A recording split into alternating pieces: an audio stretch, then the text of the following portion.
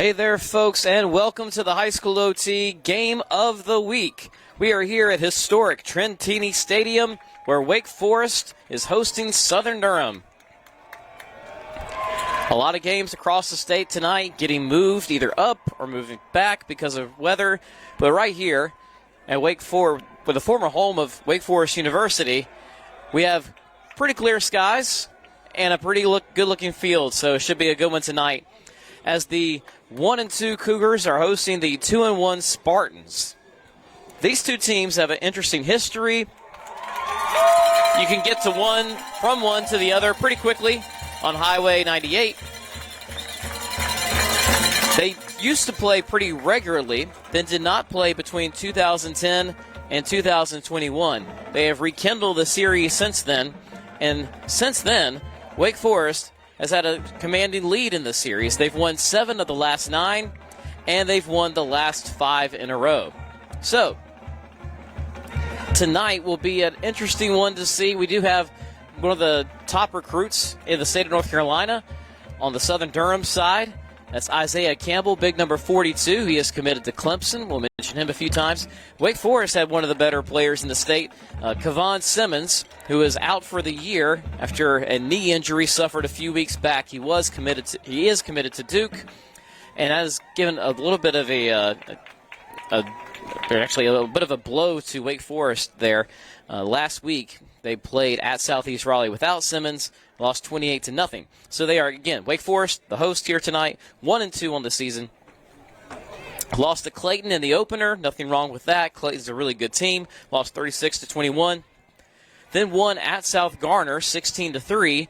And then last week, again, not able to score against Southeast Raleigh, a much improved Southeast Raleigh team. Southern Durham on the other side, 2-1. They opened up the season with a win against Chapel Hill, 49-30. They also picked up a big road win against their top rival, Hillside. That was a low-scoring 7-6 game. And then last week, a little bit of a surprise. They played a team out of the Triad, but 2 counties over, in Williams High School out of Burlington, and they lost that one 35-32. Southern Durham comes in tonight ranked 11th in the 919 area code. Wake Forest is number 12 in the 919 area code. So 2 of the better teams in the triangle facing off right here. Beautiful Wake Forest, North Carolina. As we mentioned before, this Trentini Stadium, so unique in the triangle, the way it's constructed, is because this was the former home of Wake Forest University. And across the street, there's the Southeastern Baptist Seminary. And that was some of those buildings, those historic Wake Forest University as well. We are going to kick things off here, and welcome to Week 4 of High School T's Game of the Week. That is in the end zone, and a touchback, a very good kick there by number 19, that's Evan Helfrich. So a touchback to start things, and we'll get a look at the Southern Durham offense here at the 20-yard line. Quarterback for Southern Durham is number 12, Tyson Broadway, just a sophomore. He has 6 touchdowns and 2 interceptions on the year, completing 61% of his passes for 886 yards. Leading rusher will be number 10, Kamari Holloway, also a sophomore, a very talented sophomore class at Southern Durham. He has rushed in 3 games for 250 yards and 3 scores.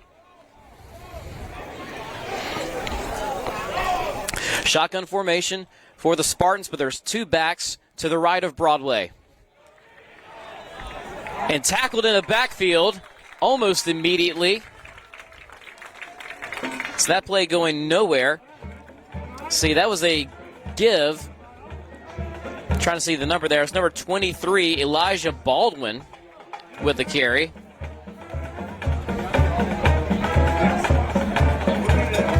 By my count, that's his first carry of the year, and he lost 3 yards.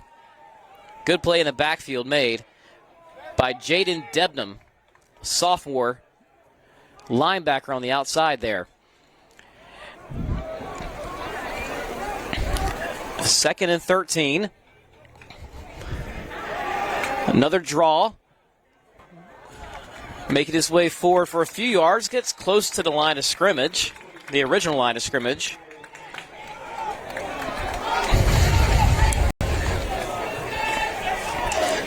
Looks like that's Baldwin again.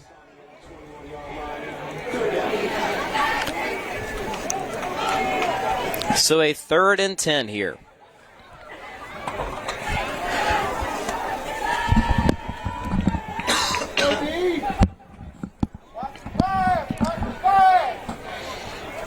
Trips to the right for Broadway.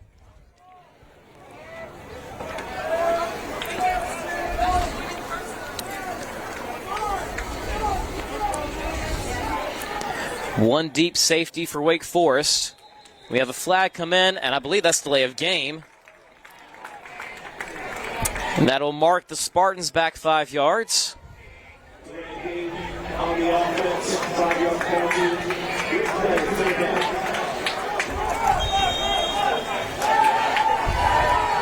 So now a 3rd and long here at their own 15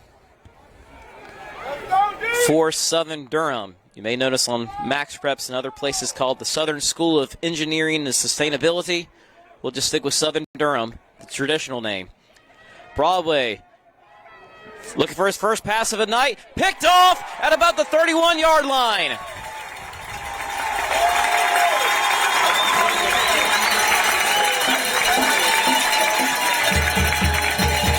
Herbert Pringle sat on that one.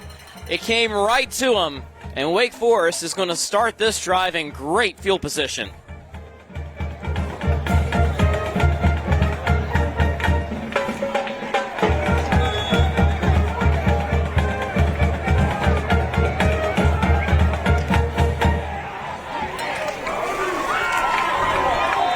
The give here for the Spartans is to number 8. And a good effort there after first contact. That's Micah Olu.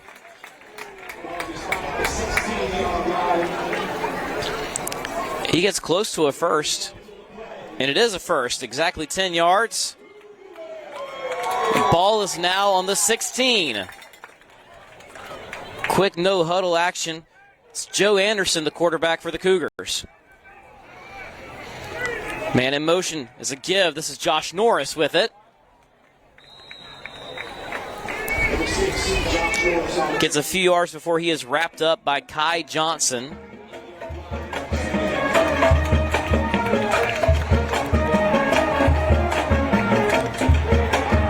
Three-yard gain on that one, 2nd and 7. Some substitutions coming in for Wake Forest. Joe Anderson, since taking over at quarterback, has completed 42% of his passes, 1 touchdown and 2 picks.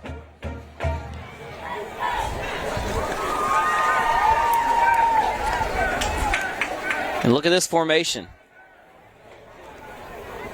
It's the handoff. So Lou up the middle, fighting for yards, gets across the 5, or maybe right at the 5, wherever they spot it.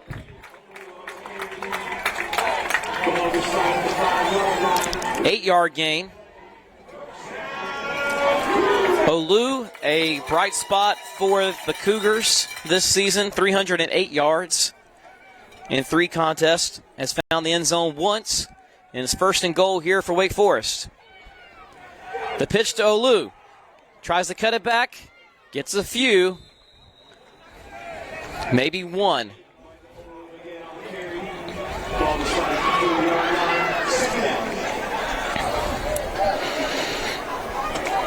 So Wake Forest offense that was shut out last week. Trying to get an early score here will be huge for the confidence, huge for the self-esteem. Olu, he's going to be wrapped up in the backfield and dropped for a loss. Southern Durham had that one from the jump. Elisha Roberts, number 4, is the first one there. Jaleel Perry was in the backfield. He's an offensive lineman, number 58, as kind of a lead blocker. But Southern Durham was ready for it. The ball moves back a few yards. From the 4 to the 7.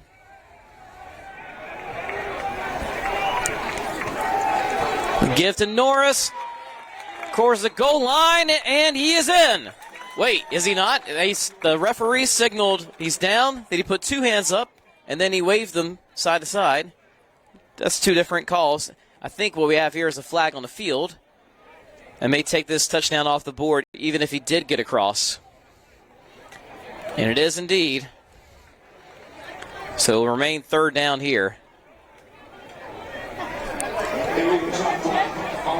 Chop block specifically is the call.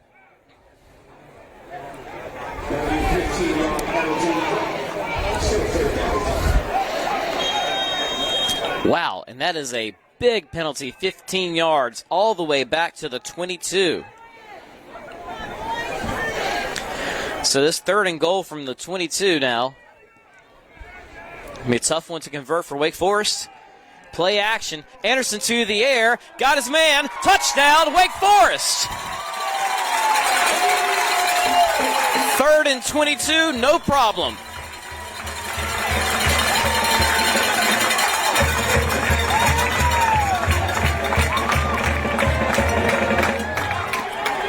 Good play action there, and Norris was wide open.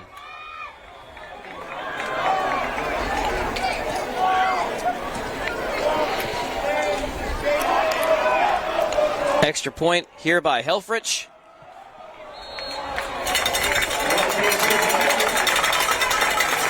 That is good.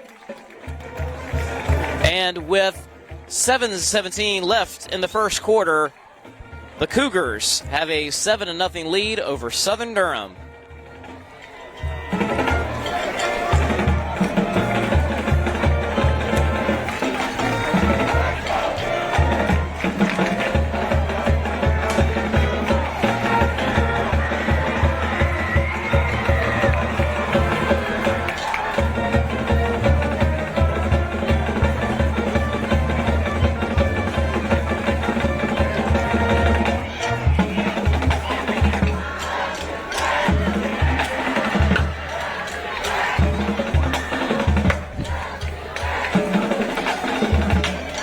Folks, that certainly has to feel good for Wake Forest.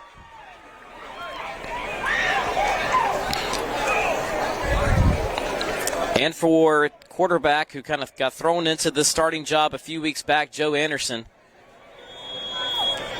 First pass of the game. Third and forever. Great design and had his man wide open here. Helfrich, the kickoff, gets inside the 5, and they'll bring it out. Wrapped up at around the 14. Sounds like we have some flags on the field. That was Lance Henderson, another one of those talented sophomores.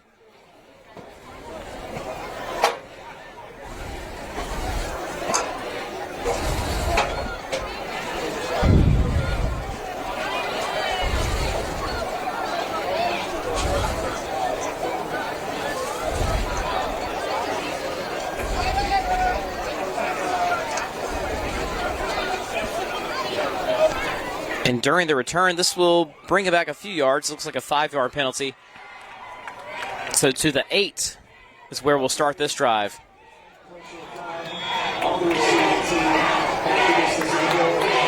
Actually, excuse me, half the distance to the goal is the call. So it's actually an 8-yard penalty. Southern Durham will try to do better than last drive, which ended in an interception, which set up Wake Forest with a short field. We have another flag. This will be the third on Southern Durham already, with 7:06 left in the first quarter.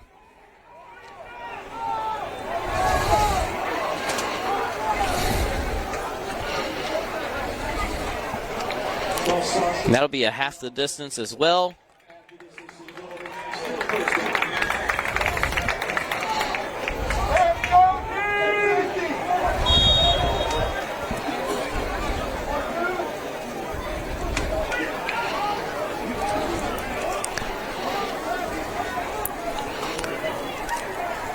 Broadway in his own end zone, almost dropped it, rolling to his right, throws across the middle and complete to number 2, I believe, that had that catch.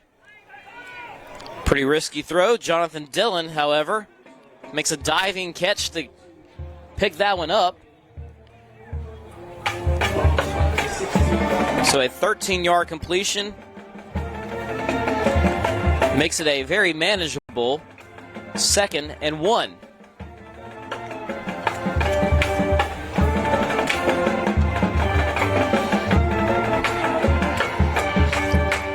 Broadway in shotgun, throwing to his left. This is Dillon again with it, dancing around. He's going to be dropped for a loss.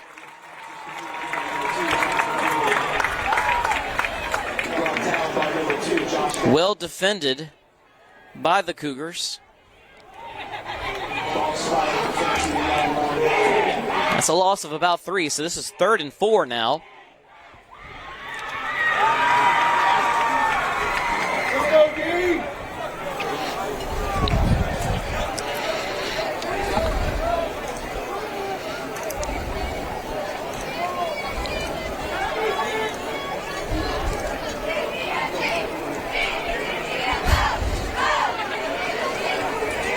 Broadway dropping back, looking long down the left side for Dillon.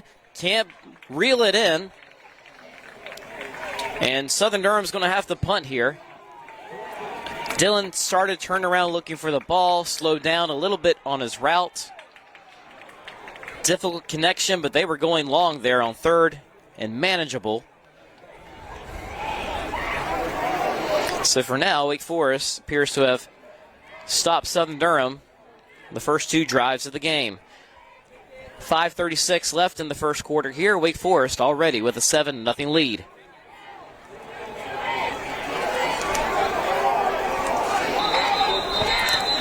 Another flag coming in here. It was getting close to delay of game. So maybe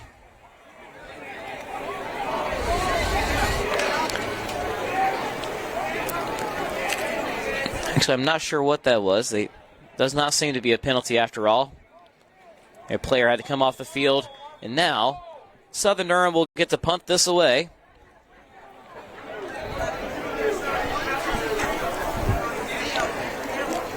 A lot of time to punt. It's a hang up. It's inside the 50 and fielded. Making some guys miss, but there is a flag on the field. Fighting his way inside the 35 is Micah Olu.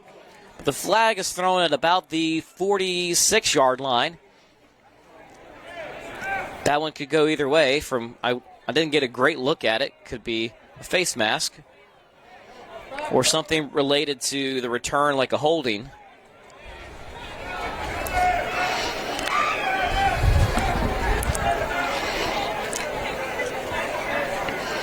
And it is a block in the back on the Cougars, so they're going to march back a little bit here.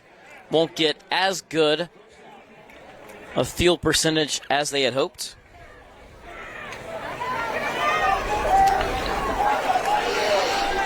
Ball starts on their own 45. The last drive only had to go about 26 yards. This one, a little bit further. Olu on the carry. 5-yard pickup.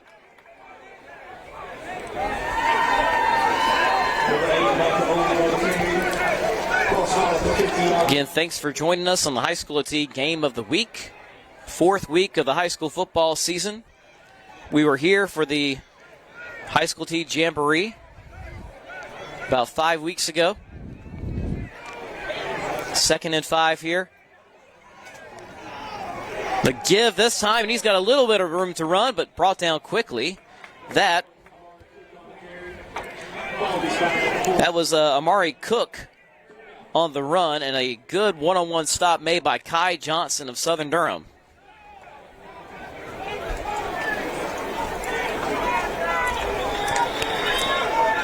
He gets 3 on that carry, and it makes it 3rd and 2, and Wake Forest is going to call timeout with 4:21 left in the first quarter to try to talk about this a little bit more.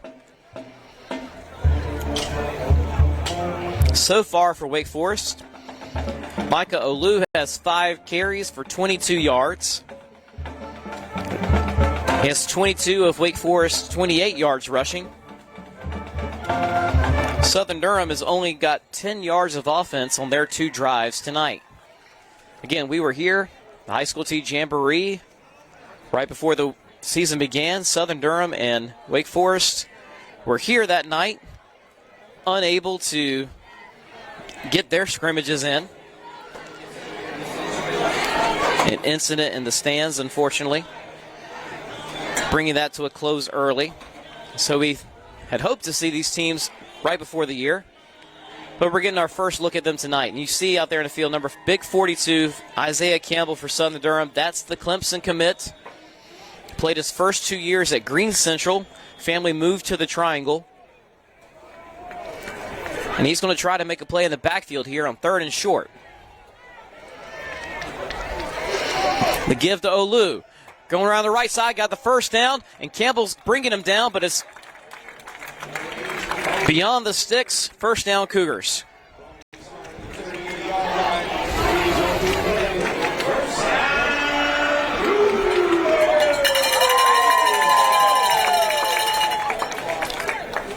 A good run by Olu. They went away from Campbell, made him have to chase downfield. And a good 10-yard pickup. And a fresh set of downs for Wake Forest. Shifting in the backfield. Direct snap to Olu, and there's a flag coming in. I wonder if they're going to call an illegal shift here, or if it's something else. It looks like it might be something else, actually, by what the players are motioning. A neutral zone infraction on Southern Durham.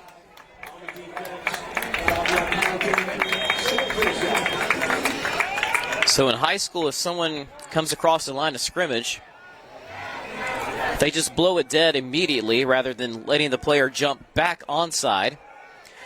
Wake Forest again, the shift in the backfield. Direct snap to Olu. Trying to dance, and he is wrapped up quickly. Elisha Roberts, number 4, and TJ Richmond, number 0, combining on that tackle.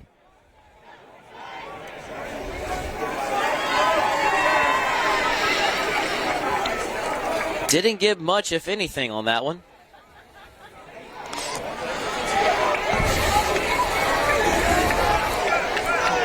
Second and 5. Olu around the left side. Cuts outside, and we have another flag on the field. It looks like a 7-yard run for a first down, but all indications are that this will be coming back. And it is. A hold, so they'll mark it from the spot of the foul, which was the 30. And the ball goes back to the 40. So now a 3rd and long.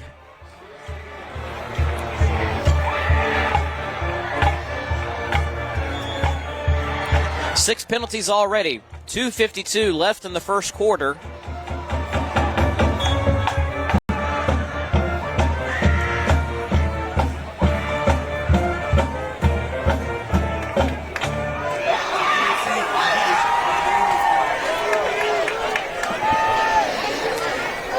Actually, 2nd and long, excuse me.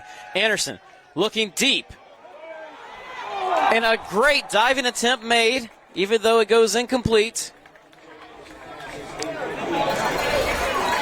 He was looking for Herbert Pringle on the outside.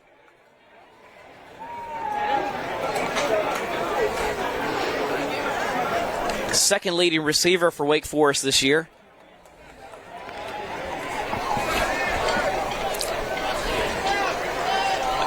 Not a bad attempt.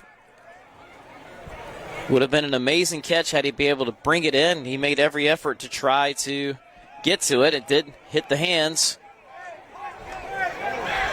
which is a credit to Pringle for getting there. 5 seconds on the play clock. Wake Forest. Anderson going to his right. He's going to try to throw it, but it's too far. He had Norris open in the flat, but he was under some pressure. Anderson was. He had to get rid of it early, and he probably put a little bit too much on it. Norris was content to kind of stay out in that space. He had a lot of room to run if it had been completed. However, it was not. And now the Cougars will come out to punt.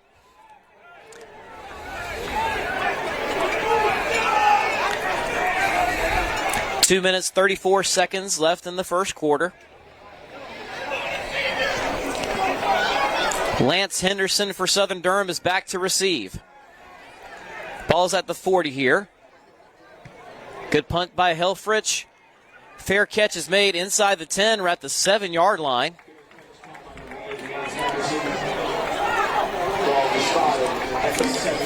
So at 2:28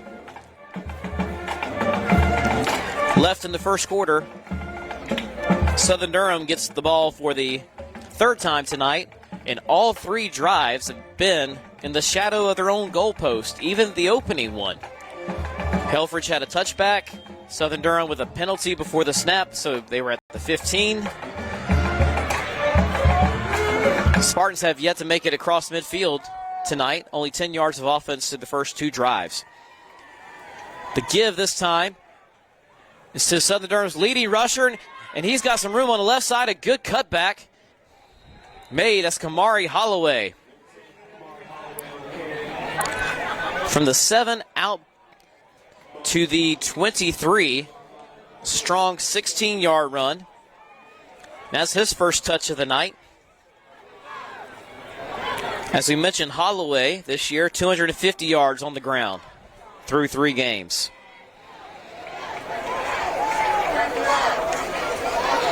But give us to him again. Holloway fighting for yardage, gets about 4.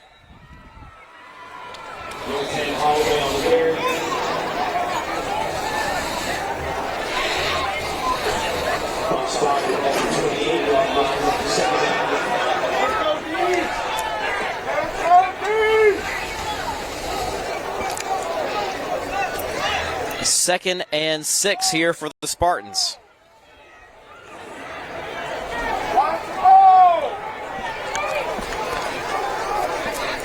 Handoff, I believe that's Baldwin with it. Looking for some room, picks up about 2.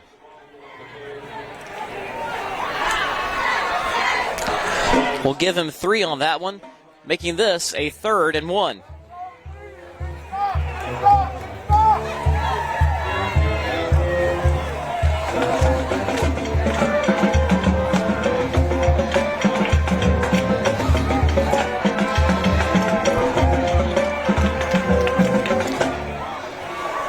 Plenty of time on the play clock here.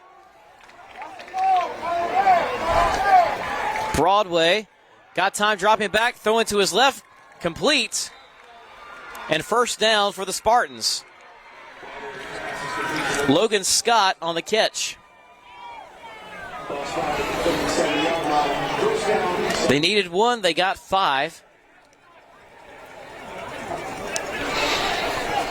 Good job by Scott to find a first down marker, get a little bit beyond it, and cut back, and good protection that time. Give us the Holloway. He's got about 3 on 1st and 10.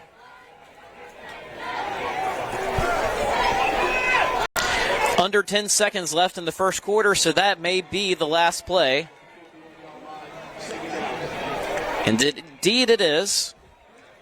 At the end of the first quarter, Wake Forest leading Southern Durham, but the Spartans for the first time tonight seem like they're in a bit of a rhythm. The ball will be at the 41 when we pick it up.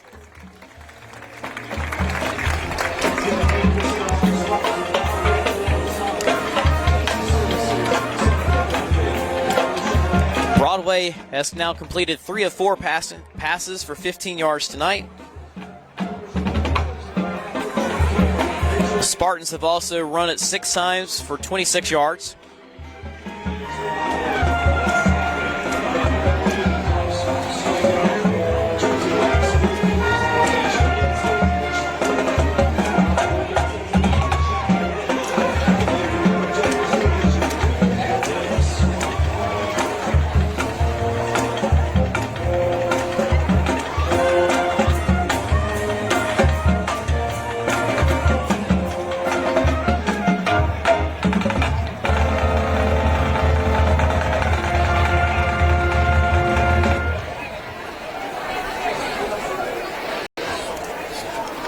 Make sure to keep it on HighSchoolOT later tonight for the post-game show. I'll be on to talk about this game. We have reporters at a number of games across the state, plus we have coverage from Thursday night's football games and a few interviews. Handoff here is the Baldwin. Stood up. Forward progress is going to net him 1 yard.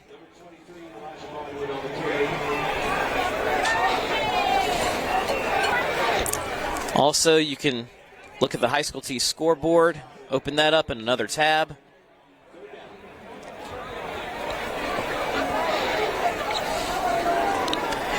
If there are any games of note as they relate to these two teams, I'll be sure to relate them throughout the night. Baldwin now 4 carries, 4 yards. This is 3rd and 5.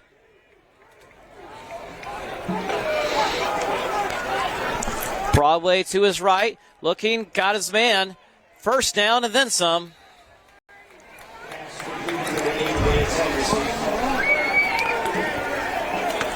That was Lance Henderson with the catch. A 17-yard strike.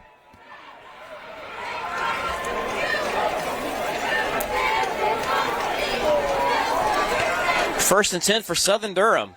They're moving it well now. Handoff around the right side and a few yards. There by Aljon Cephas. Let's see where they mark him out on the far sideline. We'll call that about 3 yards.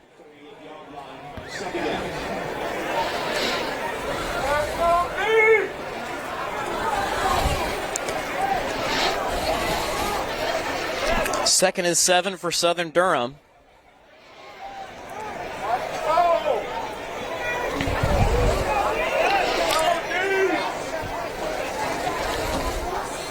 Two in the backfield along with Broadway. It's the give to Holloway. Over to the left side, gets a good block. Close to the first down marker.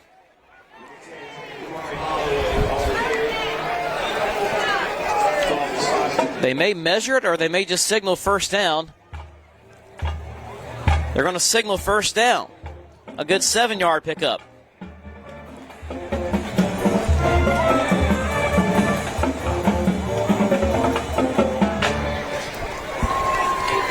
Spartans getting closer at the 31 now.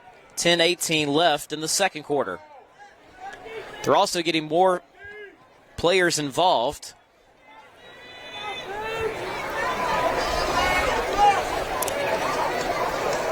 Give this time is to Holloway again. Stops and starts, goes again, gets about 4.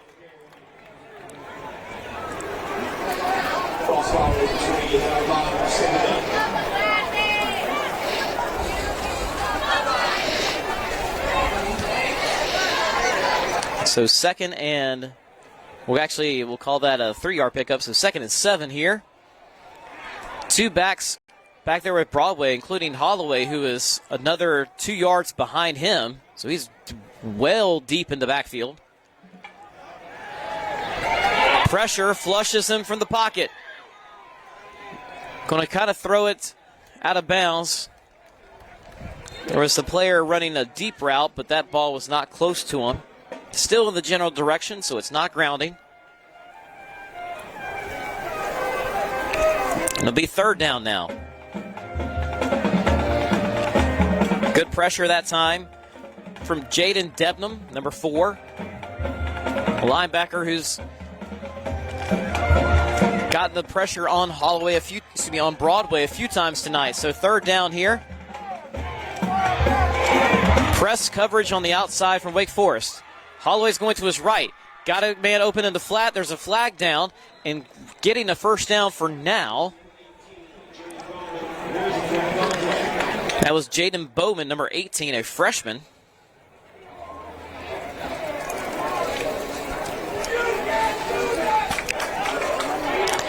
And this hold is going to negate a first down. That's not the first time we have said that tonight for Southern Durham.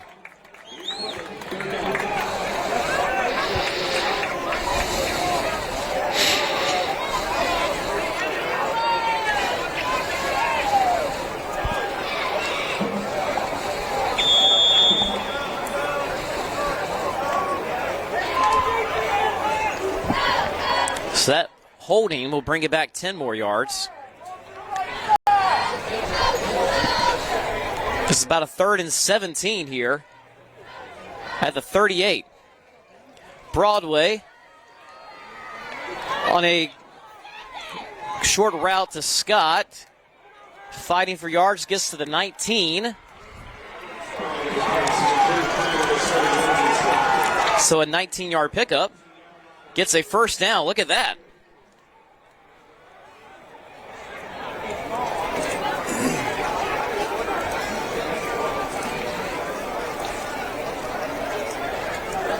It looked like initially the route was just going to get a little bit closer to the first down marker, maybe not all the way, pick up whatever yards they had in front of them, but instead Scott turned it upfield and got the first down. Kind of caught me off guard.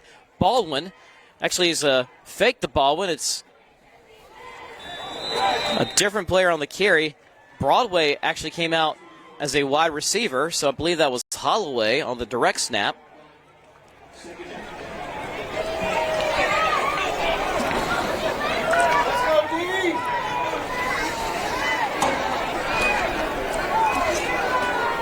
Actually, I was all messed up on that one. That was Baldwin. Baldwin gets 5. Broadway, quick throw over the middle. Can he get in there? He does. Touchdown, Spartans.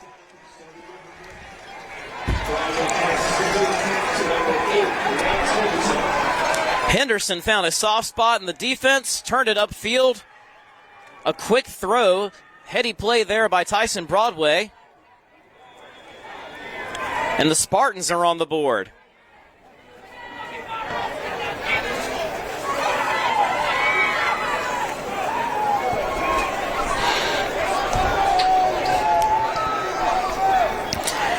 Out to take the extra point. A little hard to see the numbers until after this kick.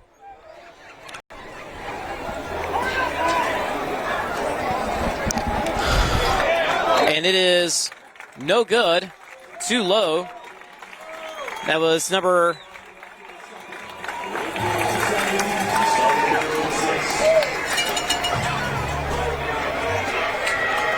still can't see the number from here. I think it's number 85, Yelisa Orozco-Leon.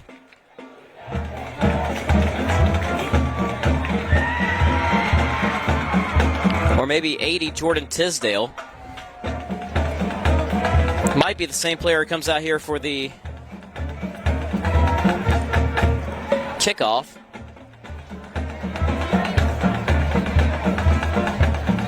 With 8:01 in the second quarter, Southern Durham has cut the lead to 7-6, but Wake Forest is still in front. Tyson Broadway. I've mixed up those two names, and I apologize. With a 14-yard pass to Lance Henderson.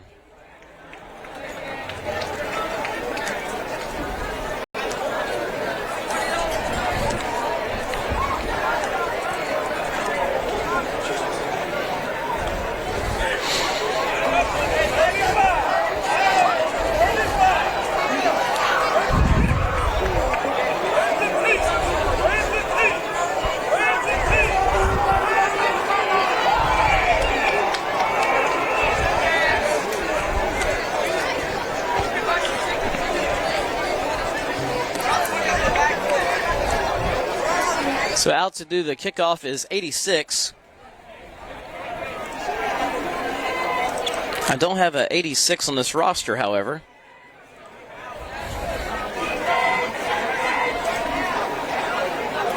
I do have an 85 listed as a kicker, so until further notice, we'll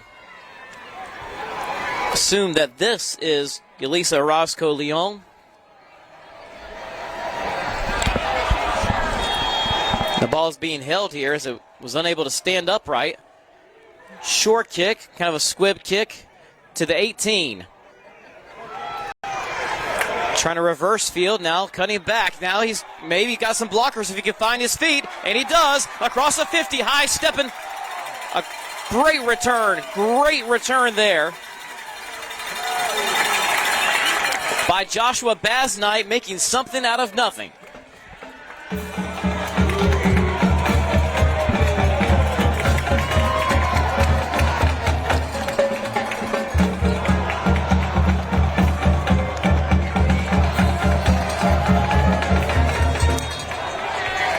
This drive starts at the Southern Durham 42.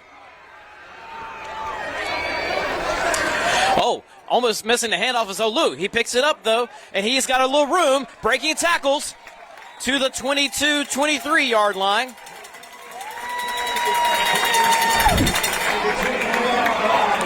"19 yards on the ground from Micah Olu.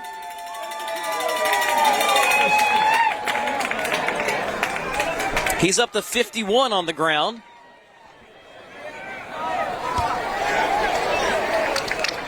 The give is again to Olu. Up the middle. He's met immediately by a host of Spartans, including Isaiah Campbell, number 42. Also, number 17, Big Juju Davis.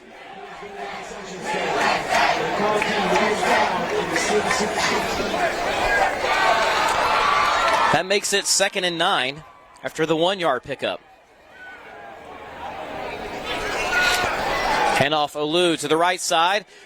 Spin move, 10, 5, and he is inside the 5 at the 2.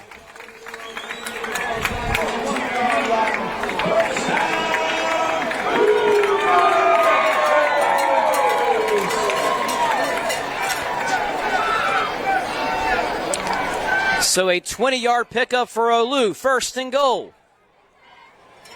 Olu again dropped immediately, getting off his block that time. Was a player we've mentioned a few times tonight, Elisha Roberts, number 4 for Southern Durham.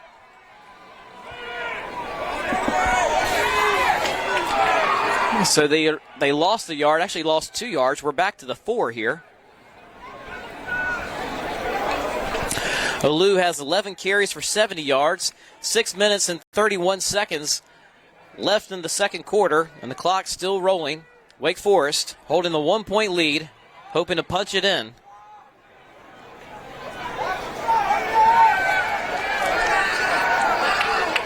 Draw to Olu. Stood up.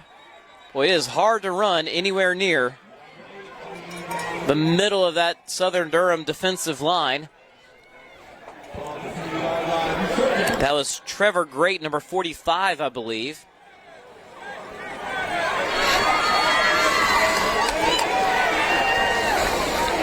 And this could be the Wake Forest jumbo package that they've rolled out a few times tonight. Number 58, Jaleel Perry, coming in as a lead blocker. Also Marquez Wilbert, number 33. Olu makes the first guy miss, and he's in.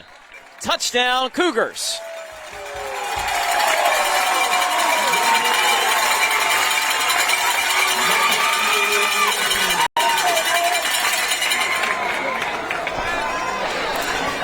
Three-yard run. And Wake Forest is going to make this a 2-score game. Helfrich on for the extra point.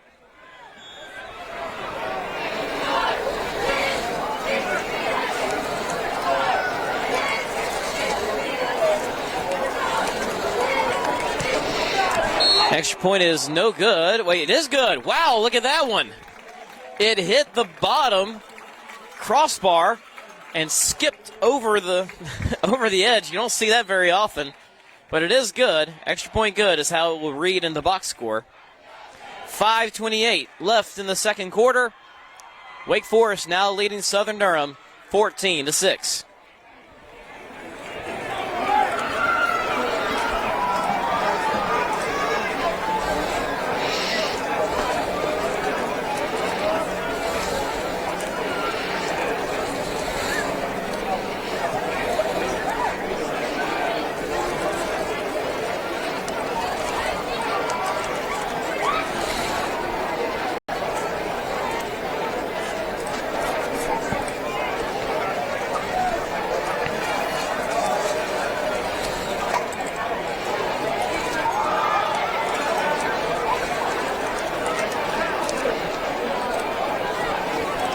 This matchup is between two schools. Not only have they combined for 4 championships in the 2010s, they didn't play each other during that time. Southern Durham winning it all in 2013, led by fantastic quarterback Kendall Hinton, still one of the best high school quarterbacks I've ever seen. And Wake Forest with a three-peat in 2016, 2017, and 2018. That was really just monumental for high school football in the Triangle. At the 10-yard mark, this will be fielded by Jonathan Dillon, still fighting for yardage here. Gets to about the 30, so good second effort. Until Wake Forest had won it all in 2016, no Wake County school had won the football championship since Garner back in 1987. Wake Forest did finish runner-up 3 times before breaking through in 2016. And they were runner-up with players like Bryce Love, who was eventually second in the Heisman voting at Stanford. Dexter Lawrence, who's still playing in the NFL, a star for the New York Giants. But it was actually when those two graduated that Wake Forest broke through. A lot of people will assume that those two must have been on the championship teams, but it's really quite ironic, quite unexpected. Elijah Baldwin, 3 yards on that one. Wake Forest, kind of a cool history being here at the facility. It used to be Wake Forest University. Also, Southern Durham, a little bit of history in that it has moved locations. It's actually in East Durham now. Baldwin, reversing field, got a lot of room over here. The 40, knocked out of bounds at about the 46. 48, we'll call it.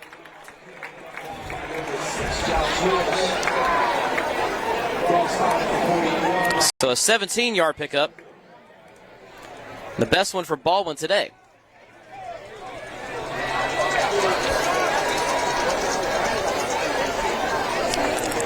Four minutes and 24 seconds left in the second quarter. The Spartans trying to get on the board once again. Throwing it out wide as an incomplete pass.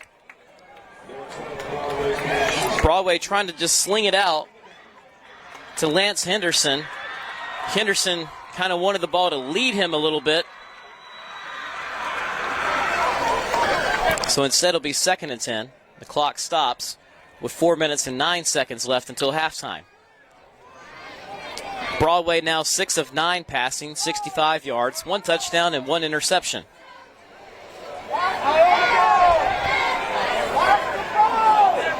He's found 3 different receivers for 2 catches each.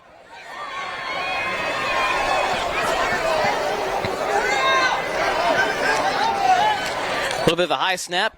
Throw is underway. Gets Scott on the outside. Makes a one-man miss. Trying to fight off a second tackler, and he does. He's got a first down and then some. First down for Southern Durham. They get to the 28-yard line.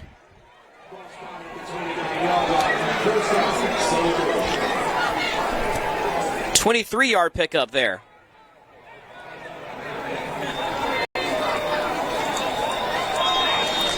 And someone's called timeout here. I think that's Wake Forest. Southern Durham was going no huddle,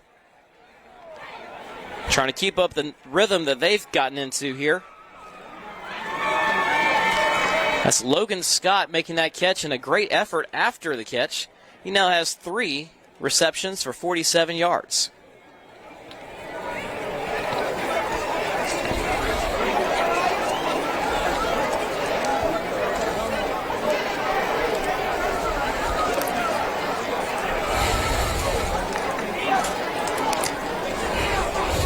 Southern Durham's drives tonight, the first one resulted in an interception, which set up Wake Forest for a short touchdown. The second one was a punt. Wake Forest also punted on its next drive. The Spartans then got on the board with 8:01 left in the second quarter, and Wake Forest answered on its most recent drive.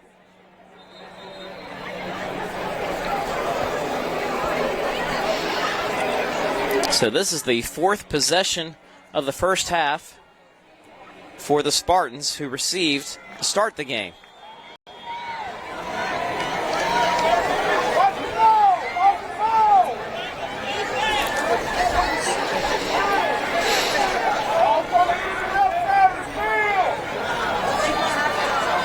Two in the backfield. The give is to Baldwin. Flag comes in early. He only gets about a yard or two. It's in the direction of holding.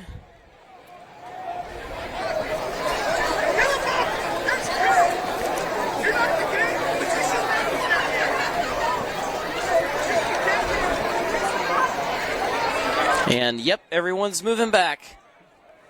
It is what we think it is. 10 yards on the hold.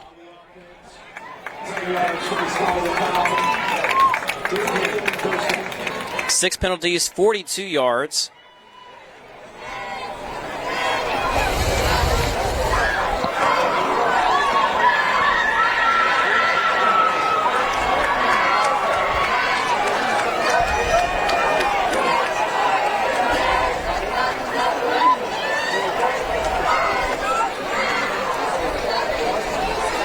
The ball is now on the 39.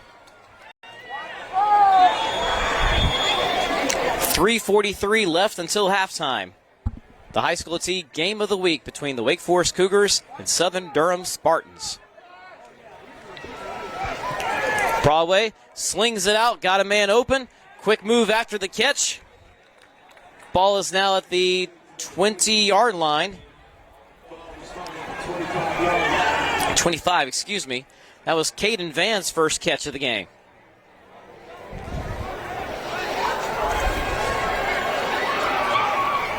So a good 14-yard pickup.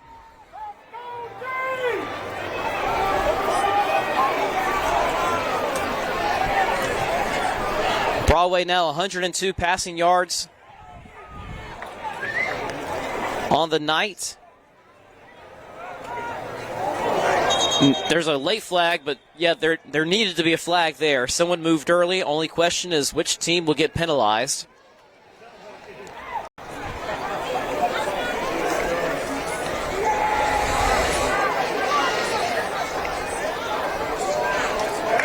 False start, 5 yards.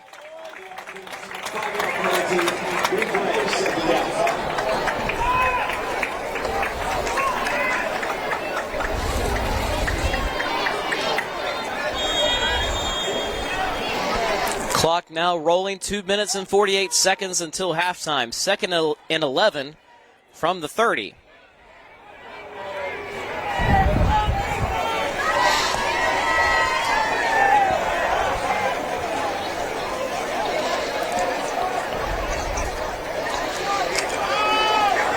Broadway running to his right. No one open. He's going to have to throw it to someone. Can he get his man? He does. Good catch there. I thought he might have to throw it away, but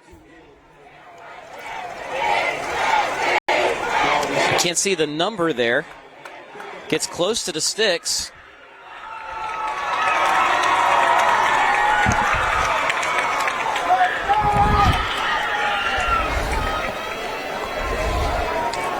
He's 3rd and 1 after a 9-yard pass. That was number 2, Jonathan Dillon, with a catch.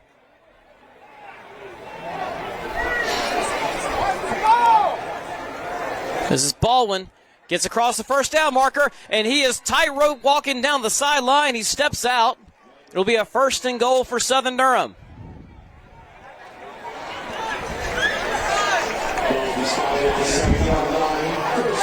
14-yard pickup for Baldwin.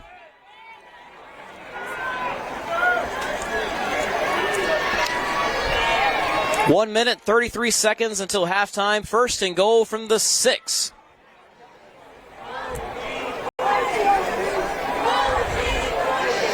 Wake Forest showing blitz. The give is to Holloway. Trips. Gets a yard.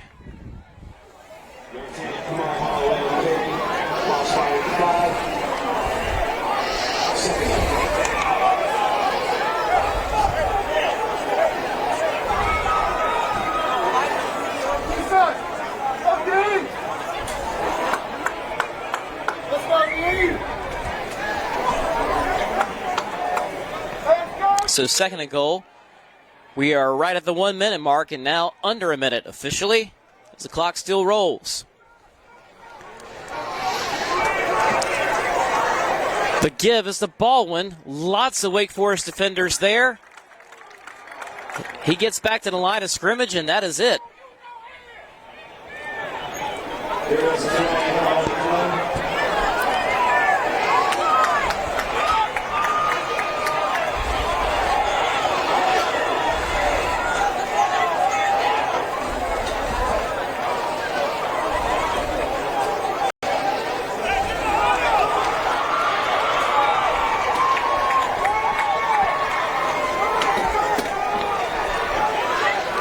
And it's unsportsmanlike after the play on both sides, so they will offset.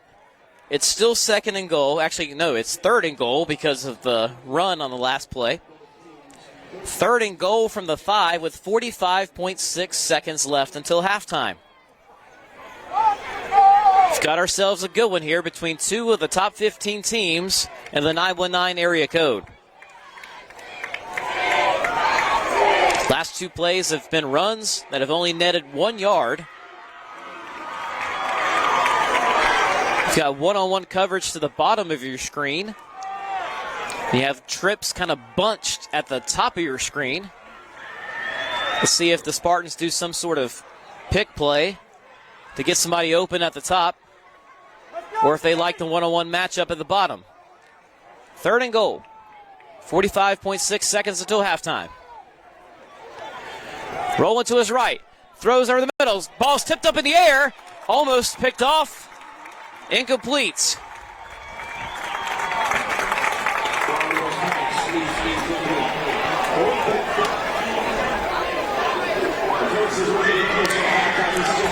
And after that extra point, I don't think Southern Durham wants to roll out the field goal kicking unit. Instead, they'll take a timeout here to talk about what they like to draw up on fourth down. 39.5 seconds left.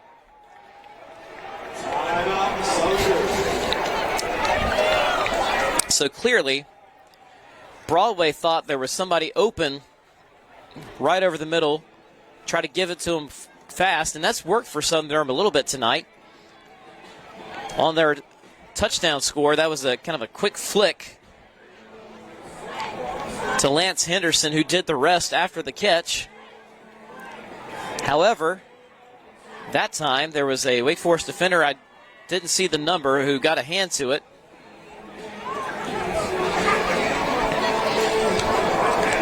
Fourth and goal.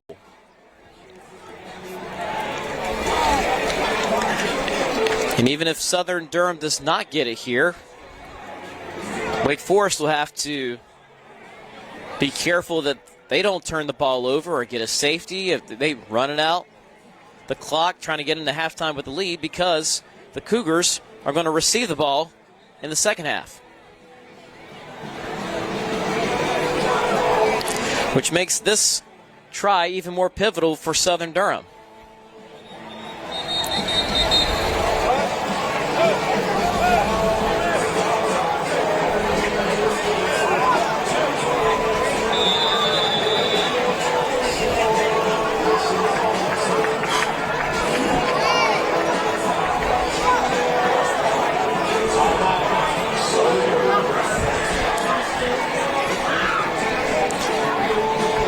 Also here is we have a timeout. I think we have another timeout.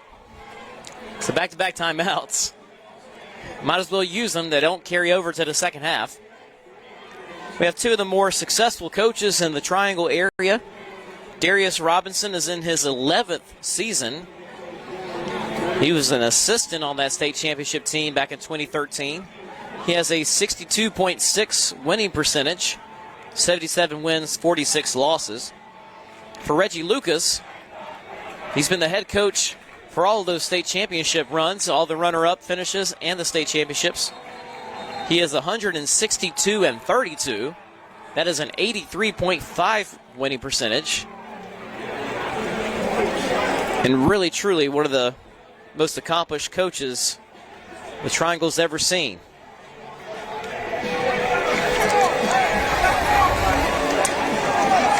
Both teams have had their timeouts to talk about it. Let's see what happens here. Fourth down, and already a different look for Southern Durham. That's Jonathan Dillon. Going to take this snap. Dillon rolling to his left, trying to pick up some blocks and get to the pylon. He's in there. Touchdown. A great play design. Dillon comes in to take the direct snap and book it to the left, and he does. 32.4 seconds on the clock.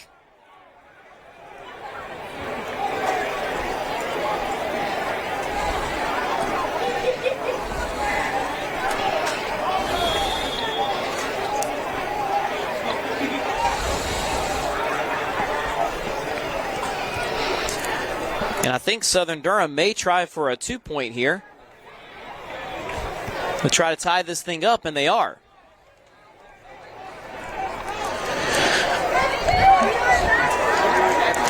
But gives the Holloway on the draw. He's in. Tied ball game.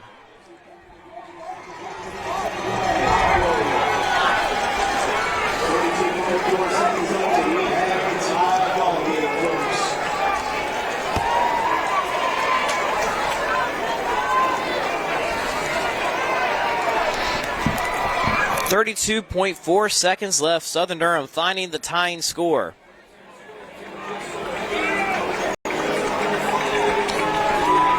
We've got a good one. The last 3 drives of this contest have all been for touchdowns.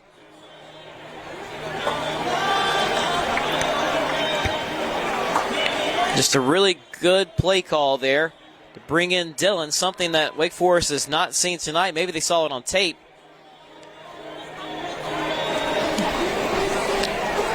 Dillon's speed as the leading receiver of Southern Durham allows him to get to the pylon.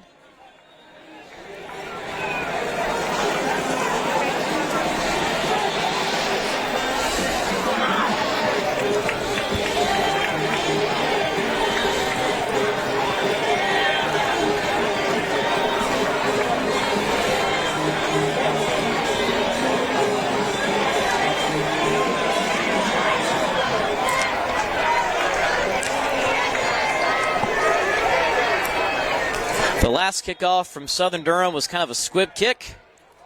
And this one is perched a little bit higher, fielded at the 24-yard line. And dropped at about the 34. A good tackle made there in the open field by Ethan Hargrove. 27.8 seconds on the clock. I would guess Wake Forest is just going to take a knee, get to halftime. Southern Durham has spent a few of their timeouts, but I could be wrong. The Cougars are going to receive the kickoff to start the next half.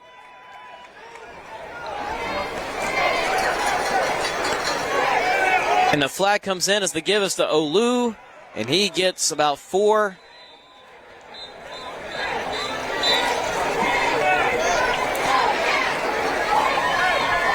I'm guessing that is a pre-snap violation, possibly a formation.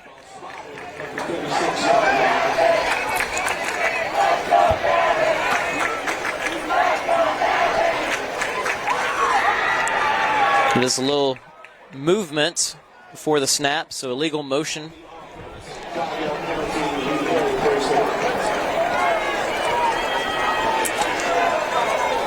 That's the 3rd penalty on Wake Forest this half. Southern Durham has picked up 7 of those. 7 for 49 yards.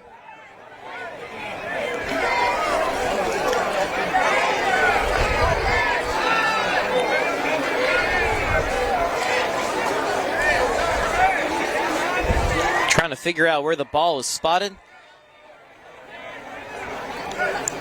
It says second down, so I guess it was declined in order to keep the clock still running.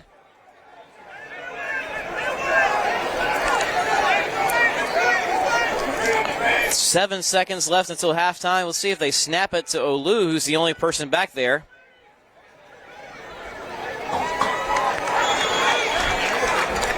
And even though it looked like it could have been a trick play set up there, they don't snap it. And we go into halftime with a tie ball game here, 14-14.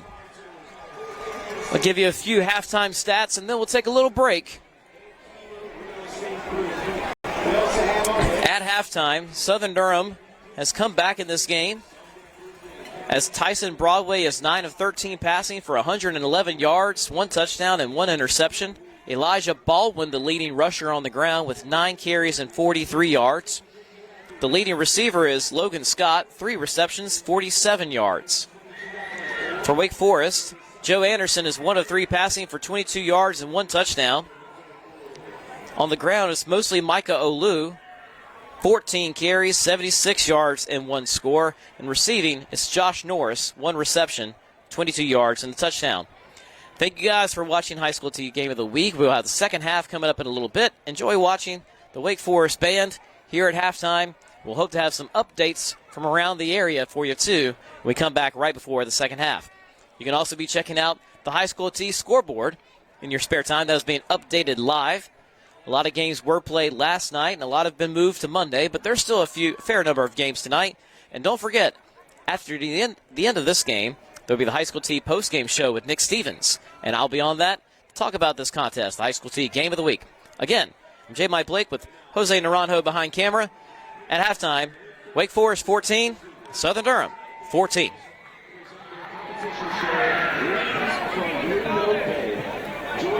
Tropical vacation featuring the music of Frank Sinatra, Stevie Wonder, and Royal Crown Review. The Archie Cougars perform at competitions throughout the fall season, and they are frequently awarded class champions.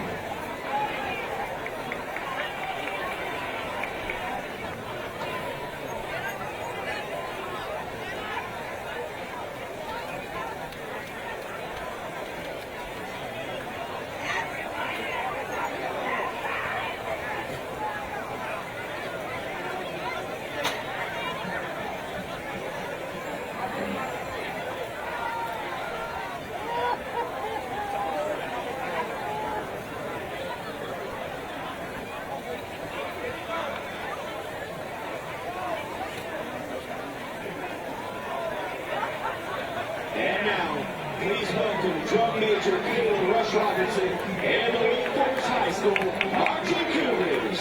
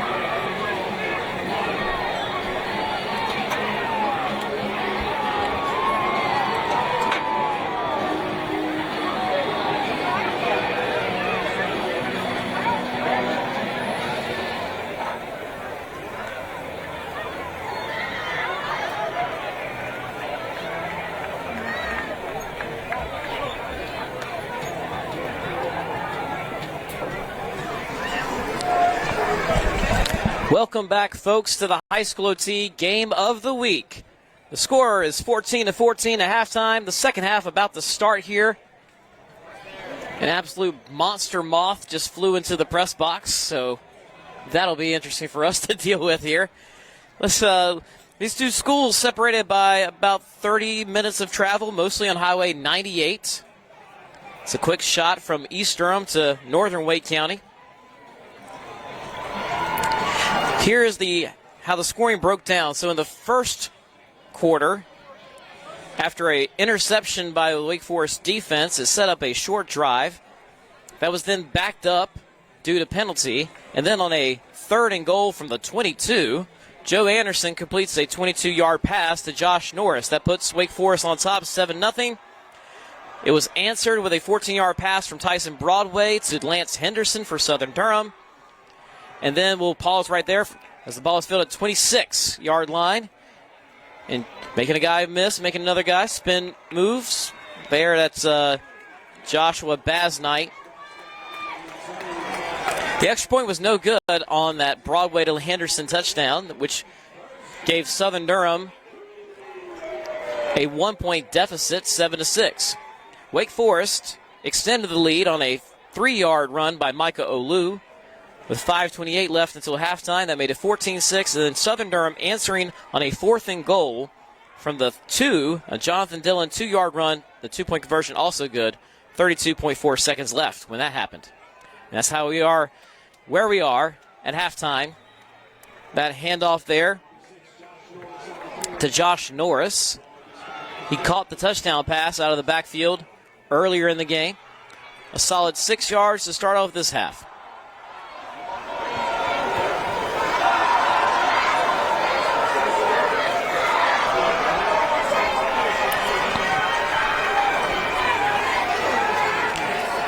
This give is to Olu. Maybe it was the high snap, maybe it was something else, but Southern Durham was all over that one, and he's going to lose a yard.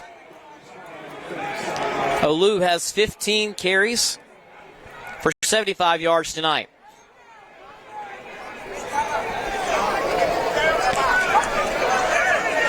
Southern Durham ranked number 11 in the high school OT rankings for just the 919 area code. Most of the Triangle counties, actually all of them, and then a few extra on the outside. Right behind them is Wake Forest. Shotgun formation here on about 3rd and 5. Anderson's dropping back. Pump fakes, throws it, and it is incomplete. I won't say dropped, I'll say broken up, actually. He's looking for Norris.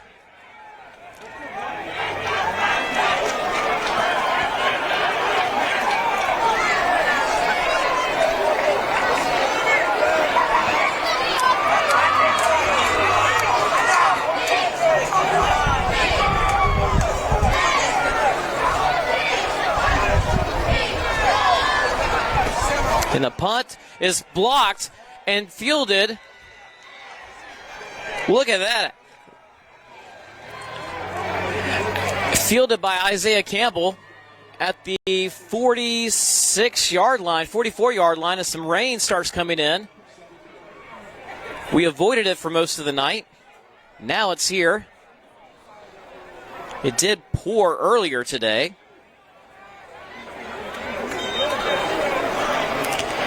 Just a piece of that punt, and Campbell was the only one who kind of knew it happened. Falls on it at the 46. The Spartans in good field position, but one of their players jumped a little early there to get off the blocks. I missed what number had the hand on that punt.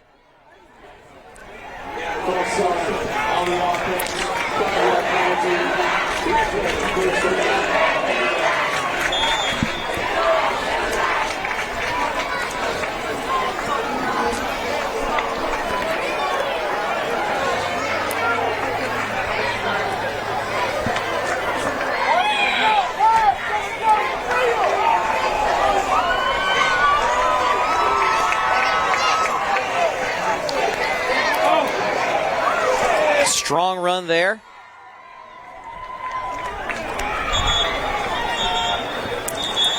It looked like an injured player down. And does not look good, so we'll keep it here for a little bit, but hope all is well. Looks like a defensive lineman for Wake Forest in a lot of pain. That last carry was by Holloway. He was dropped in the backfield, and one of the players who was in the backfield almost got to him and kind of went flying by the play. That is the player that's down right now.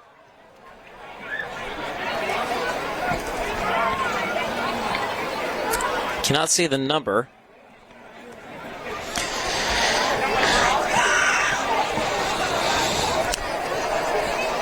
They do seem to have one leg and up in the air, maybe stretching it. When it's just one leg, it's typically a cramp, but he was also in a lot of pain, writhing around. Maybe it was just a lot of pain from the cramp, because it didn't look like there was any contact, so hopefully that's all it was, just a painful cramp and not like a turned ankle or anything like that. The player is number 33, Marquez Wilbert. He's come in on some jumbo packages on offense tonight. And so now 2nd and 14 here, right at the 50 for the Spartans.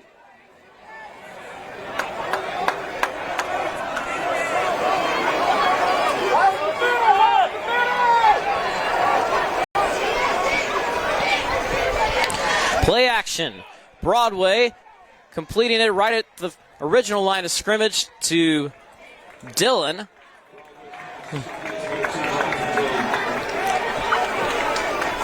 Picks up about 6.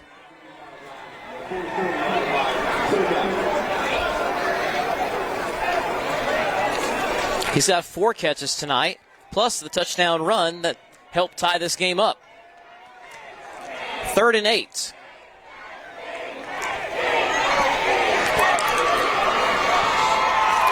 Ball at the 44.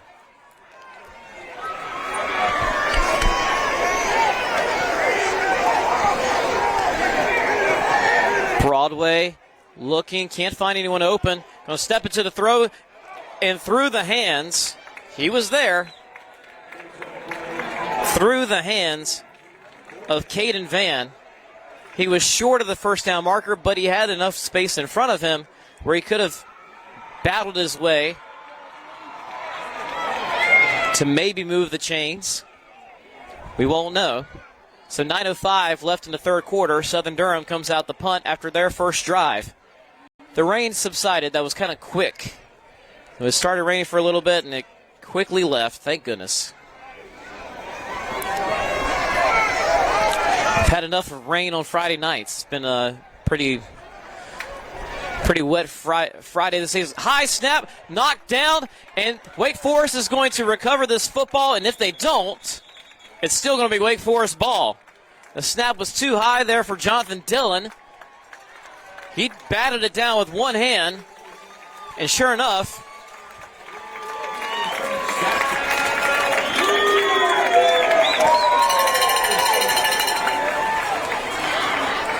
so a turnover on downs. They're not able to get the punt off. So with 9:05 left in the third quarter, Wake Forest, pretty good field position here at the Southern Durham 48. Pistol formation with trips to the near side.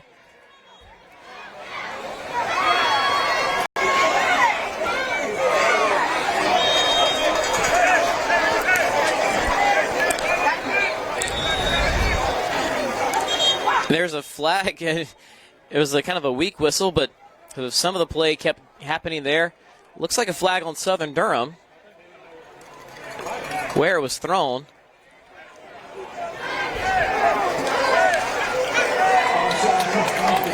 Offside just like that.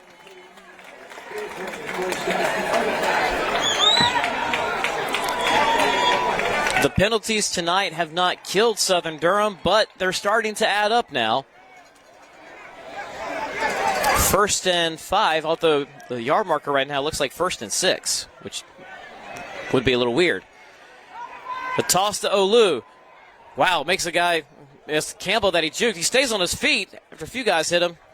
He jukes Campbell in the backfield stays on his feet, fights for yardage.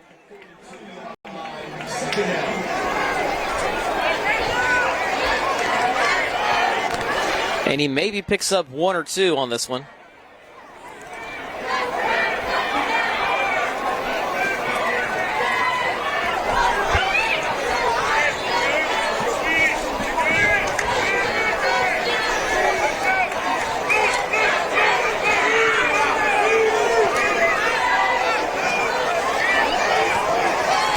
Give us to Olu.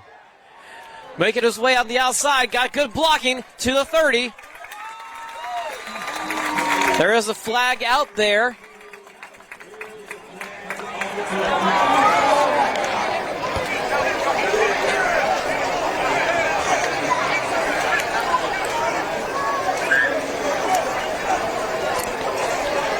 Would be about a 16-yard pickup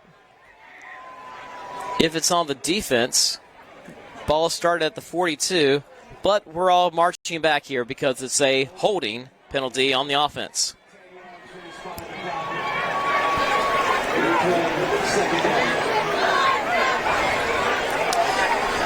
I believe all 4 penalties for Wake Forest tonight have been of the holding variety, 10 yards and moving them back. This puts the ball at the 45, so Olu got a little bit downfield before the flag came in. So a 2nd and 7 here. Olu up the middle. Driven back by Campbell, the Clemson recruit, doing a Superman celebration.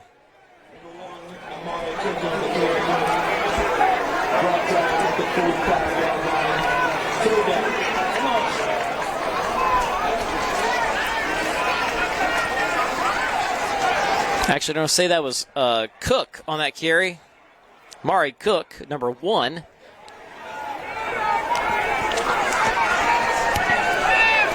So ball stays at the 45. No gain on that one.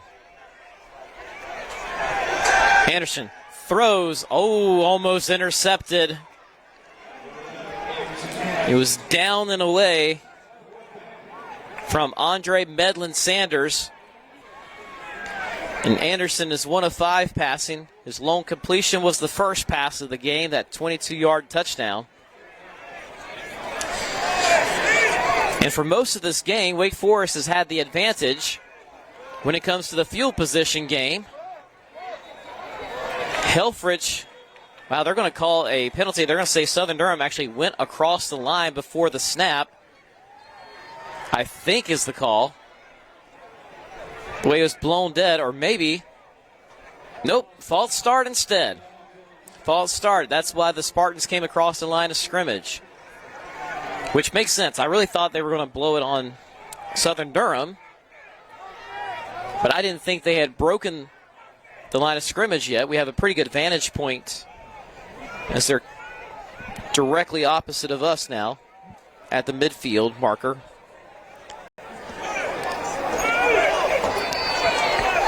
Two-story press box here at Wake Forest Trentini Stadium, former home of Wake Forest University's football team. And we've got the bottom floor all to ourselves. No, wait, now they say that the flag is an offside. So they initially signaled false start on the offense, then that it's been reversed. Offside on the defense. That makes it a 4th and 2 at the 40, and that changes the calculations entirely for Wake Forest. They're going to go for it. 7:39 left in the third quarter. Cougars getting their offense on the field. It's a give to Olu around the edge. First down to the 30. 10-yard pickup on 4th and 2.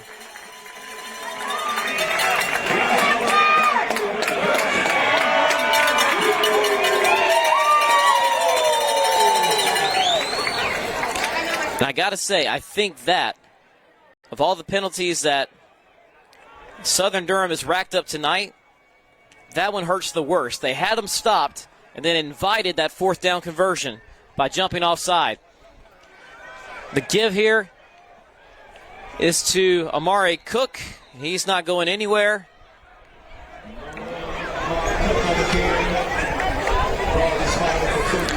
In fact, he loses a yard, so 3 carries for 2 yards now for Cook.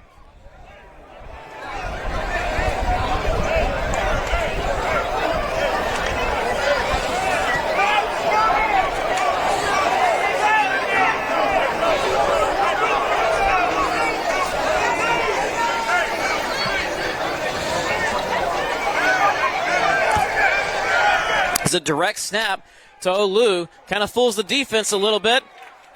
He's got 9 yards, actually 10, on 2nd and 11. And that makes it a 3rd and 1. Actually, no, they're going to move the ball back a little bit. He didn't get as far as I initially thought. My apologies on that one.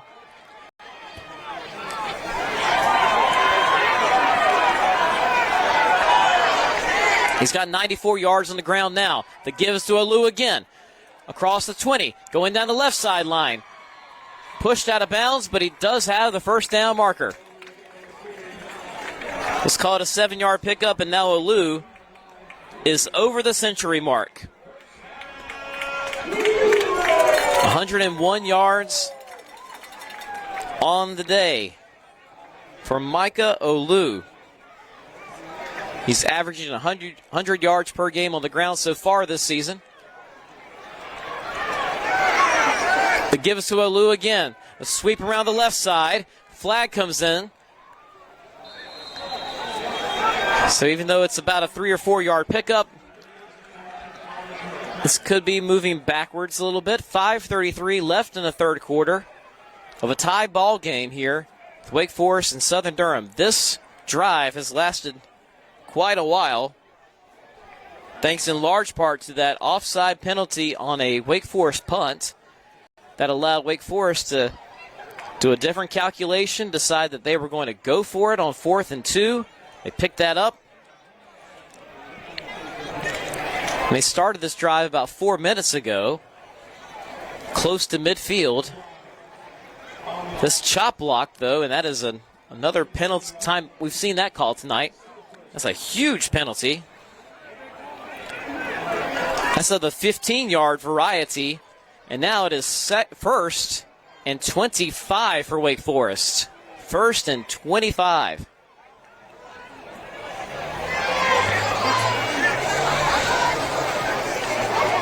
It's a 1st in Youngsville here for the Cougars.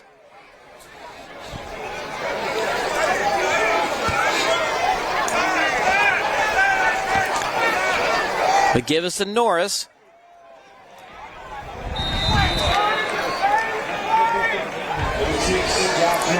Wake Forest kind of content to continue to pick up good yardage. Someone in the stands lamenting that it looks like it's the same play. Well, folks, it's picking up pretty good yardage every time they run it. Now, the 1st and 25, there aren't too many plays you just go to pick up 25 yards immediately. And Norris could be a cramp. I hope it is. He's the one that's down here.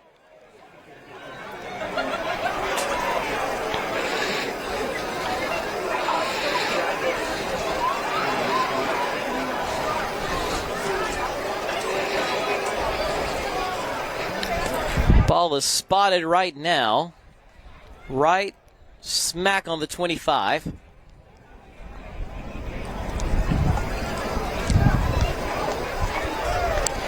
So he picked up 4 on that one.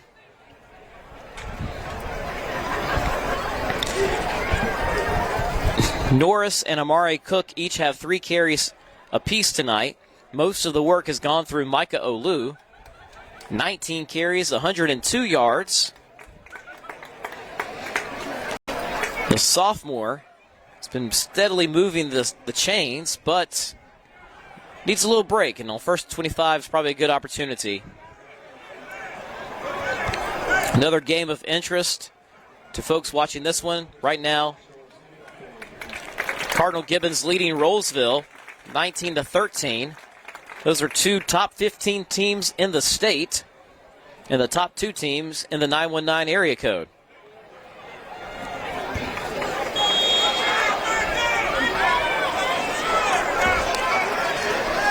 Back to pass is Anderson, going deep for the end zone, fighting for position, and that's pass interference.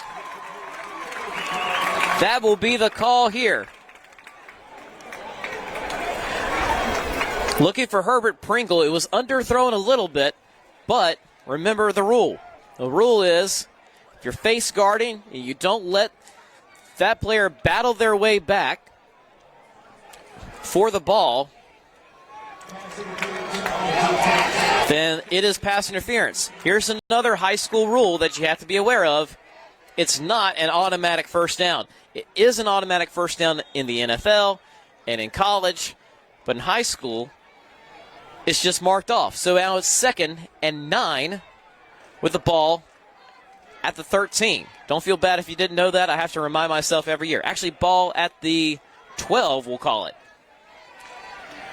The give is to Olu. Right there, making the actually shoestring tackle. Really fighting on that one. He has to come off for a play. That is number 0 for Southern Durham, TJ Richmond.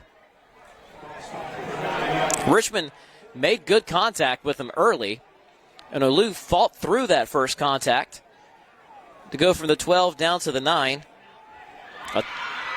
Only a 3-yard gain, but it was a tough 3-yard gain. Now, it's about 3rd and 5, ball on the 9, with 4 minutes and 35 seconds left in the third quarter.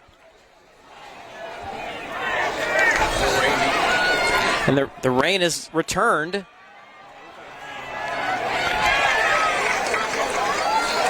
They shift in the backfield, direct snap, and trying to go up the gut and tackled.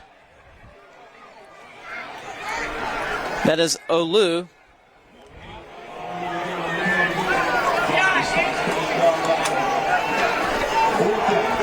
He only gets about a yard there. Good tackle that was made by Noah Crutchfield.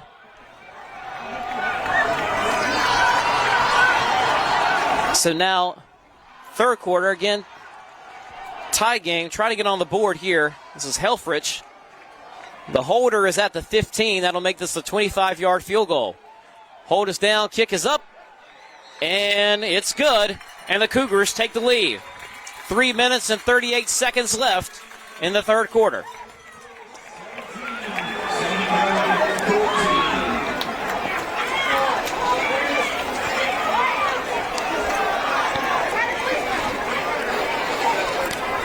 Evan Helfrich with a 25-yard field goal.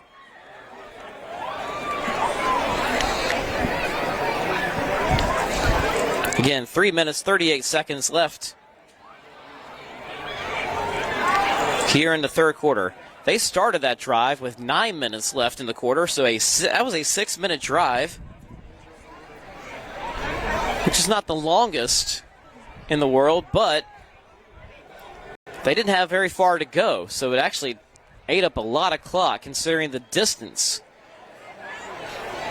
The wind picking up a little bit here. The rain picking up slightly. Folks are putting back on their hoodies, getting underneath the umbrellas if they brought them to the game. Nothing too crazy. We can see it coming down very pretty in the lights. The gigantic moth that joined us earlier in the broadcast seems to have left. Actually, no, he's hanging out. We'll see if we can get him a headset here in a little bit. He's big enough to wear one.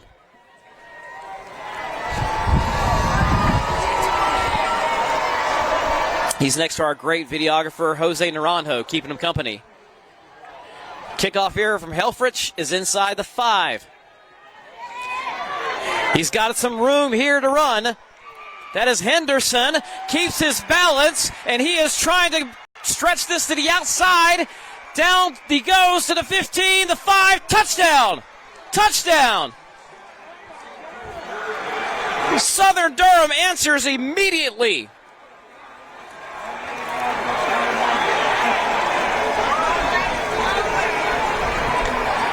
Lance Henderson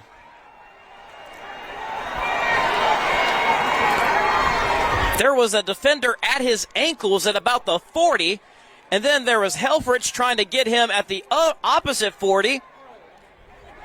Great blocking all the way through.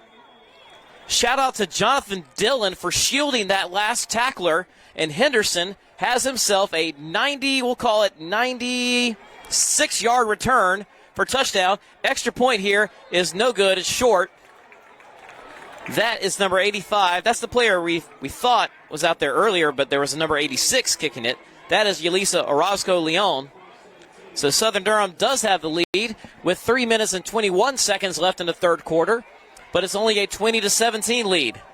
Wow, Lance Henderson.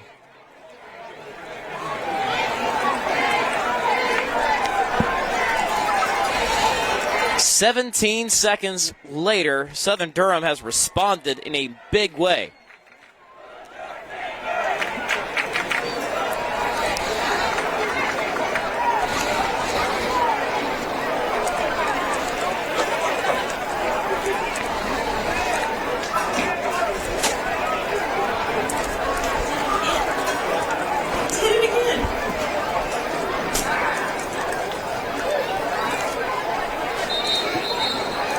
There's a bit of a seam earlier that Henderson hit, and sometimes you see players kind of get wrapped up at that point.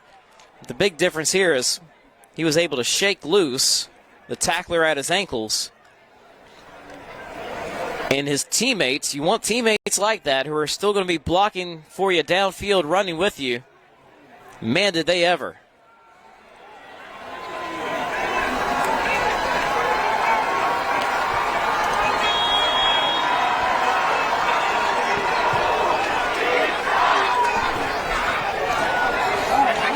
Fielded at about the 11-yard line. This is Cook fighting through some tacklers. I tell you what, guys on both sides of the ball tonight, both sidelines, I should say, have not let that first guy bring them down. Everything is tough yardage here tonight.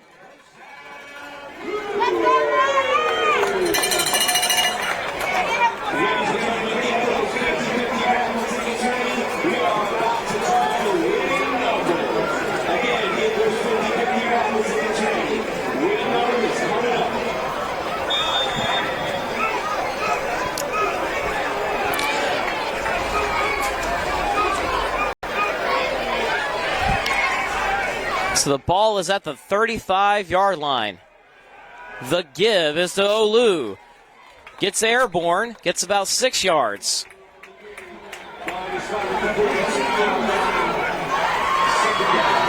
So after that long drive to take a 3-point lead, Wake Forest is back on the field, finds themselves trailing by 3.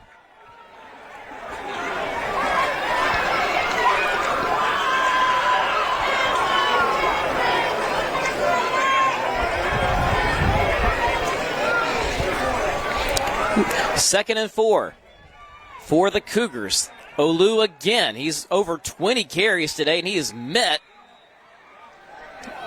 almost immediately after he gets past the line of scrimmage. Big Trevor Great, a sophomore. We feel like every other player we mentioned for Southern Durham is a sophomore. He gets about a yard, and we'll call this 3rd and 3 coming up. Micah Olu has 23 carries, and we're at the 2:03 mark in the third quarter. An absolute workhorse tonight.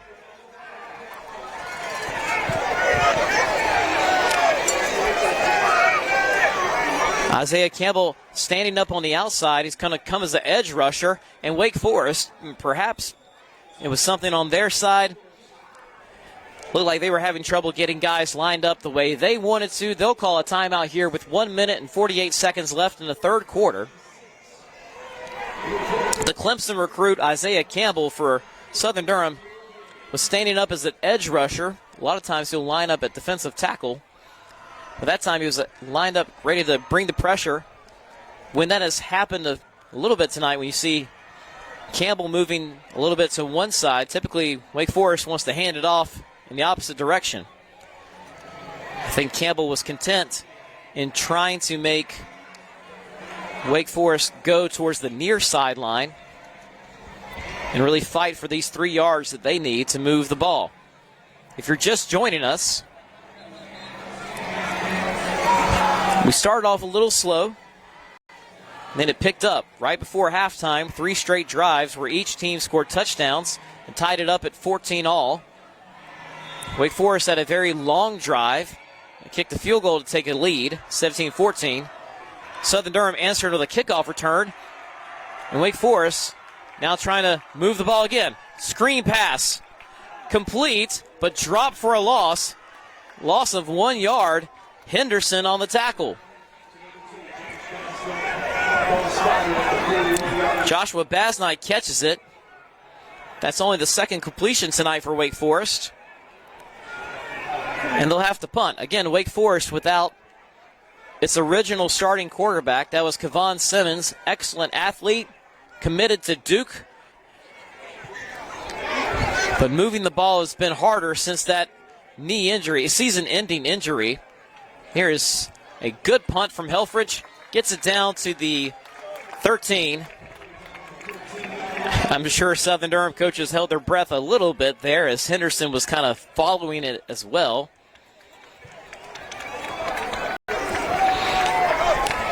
And with 1:07 left in the third quarter, Southern Durham takes over. And this is the first time that they have taken over a drive with the lead. They've been playing from behind or in a tied game every time the offense has taken the field tonight.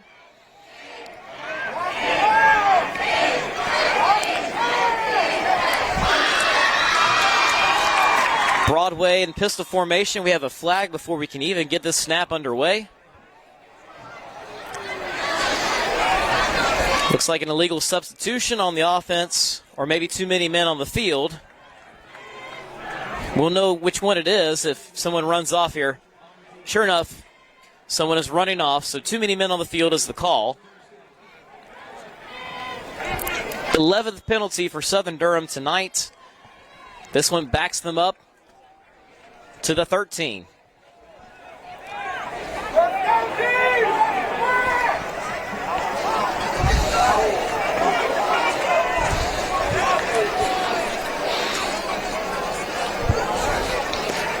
Does it give us to Baldwin?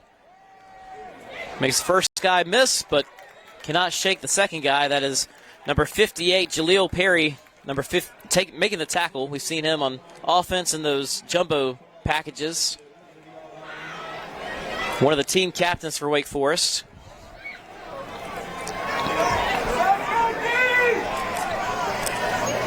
Baldwin gets, we'll call that 2 yards. He's at 45 yards rushing tonight on 10 carries. A lot of people in the box for Wake Forest here. And again, Perry on the tackle as Baldwin gets about another 2 or 3.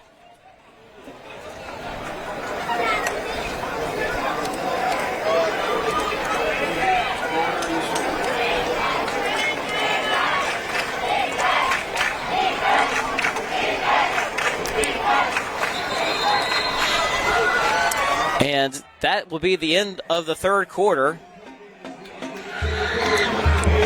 12 minutes to go in this game. The score, 20-17. Southern Durham hoping to move to 3-1 on the season. Wake Forest hoping to move to 500 on the season. Be a big play here, a 3rd and 9 from their own 14 when the fourth quarter resumes. We'll keep it here. Remind you to look at the HighSchoolOT scoreboard tonight. As updates come in from across the area. Big showdown of the 919. Not too far away, a team that we saw a few weeks back, Rollsville, visiting Cardinal Gibbons.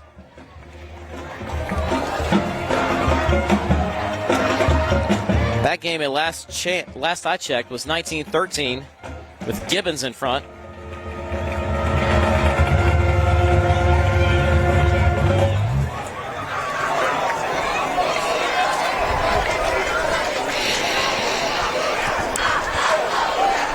This is the last non-conference game of the season for Southern Durham. They have a big one next week, hosting Vance County.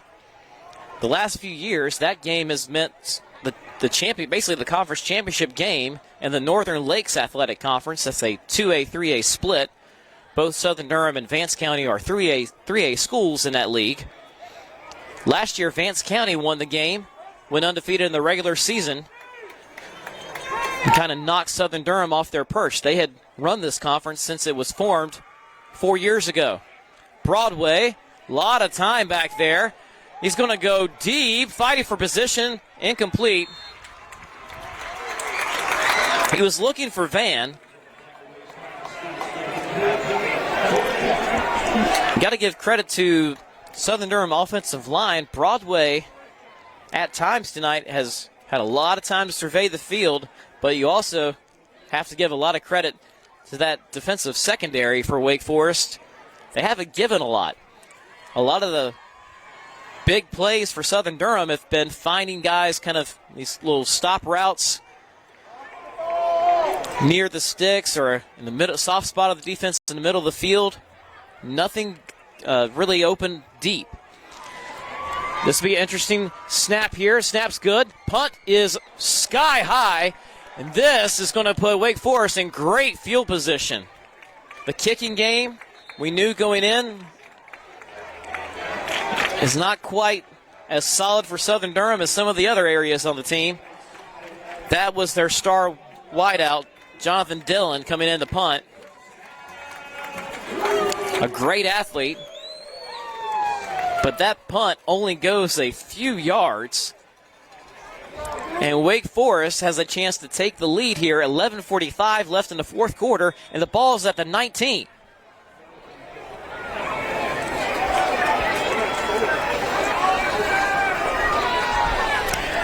Handoff to Mike Olu. Steps out at about the 11.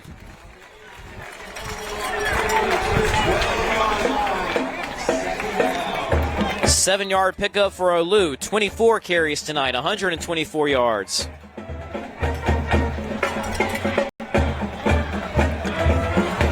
So 5 yards a carry for Olu. A quick math on that. Ball at the 12. This is a give to Norris around the right side. Cuts towards the middle. And he stood up again. And man, Isaiah Campbell, they're going to throw a flag. They're saying that Campbell throwing Norris to the ground was excessive. Southern Durham coaches are not going to agree with that. Campbell certainly doesn't. And because that's an unsportsmanlike, this will be a first down for the Cougars.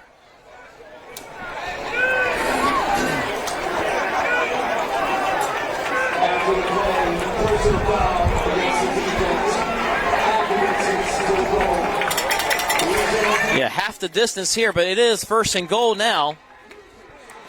A very short drive, just got shorter. Ball at the 5. The pitch to Olu. Escapes his tacklers, and he is in there. And the Cougars have the lead. 5-yard carry on the pitch.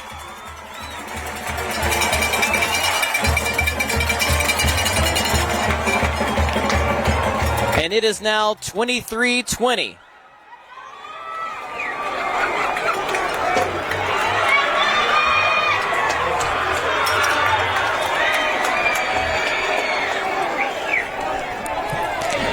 And with 11:30 left in the game, back and forth we go. Wake Forest has a 4-point lead.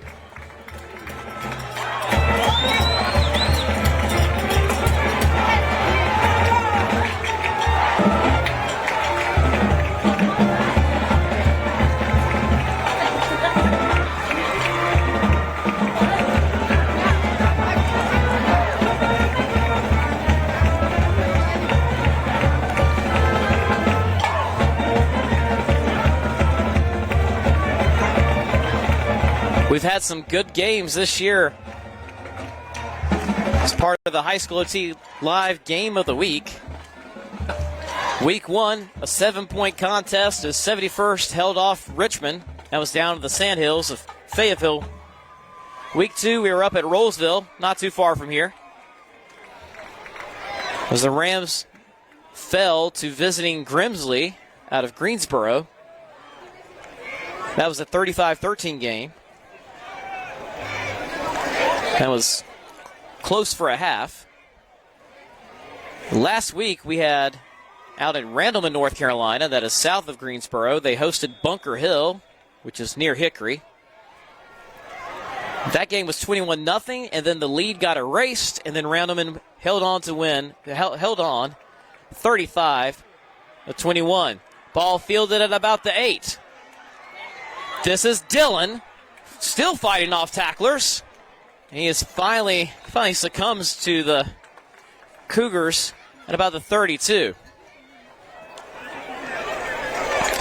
What the Spartans don't have on special teams in the kicking game, they certainly do in the return game. It's always good blocking, and it seems like the return guy always makes the first person miss or throws off the first tackler.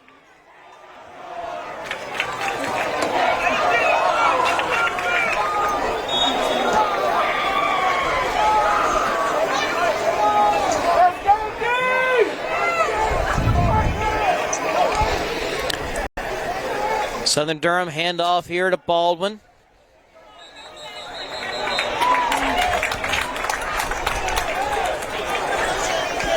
He gets about a yard.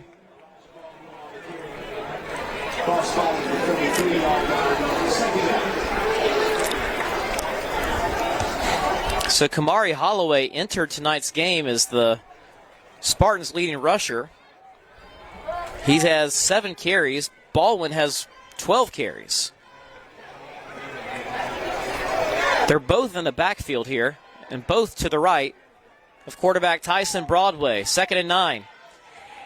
It's a touch pass to Dillon, and he is kind of snowed under for a 1 or 2 yard gain. Might just be a yard. So that goes down as a pass.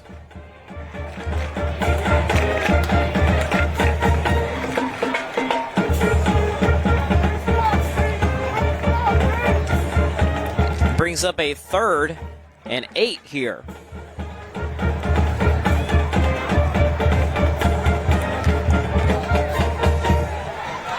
Sometimes call that a jet sweep. I call it a little touch pass. That way, if receiver mishandles it, it's not a fumble. It's an incomplete pass. No harm, no foul. Broadway dropping back on 3rd down. Rolling to his right, and there's a flag, even though he almost finds Dillon. Dillon thought he caught it. This will probably be on the offensive line.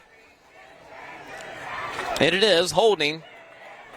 And I think Wake Forest is going to be quite content to decline this one with 9:41 left.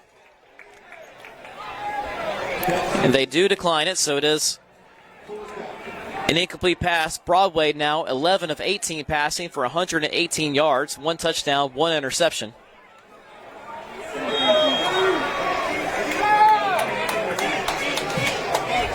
So let me fix that. Actually, I don't know why I had 1 interception. He has no interceptions tonight. Dillon is in the punt for Southern Durham. 9:41 left in the game. Flags again.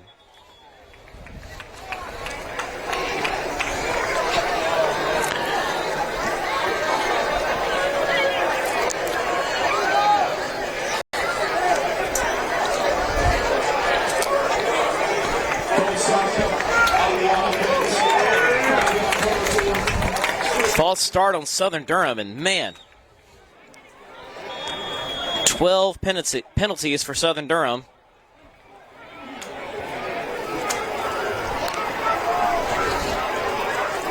Wake Forest only has 5 tonight.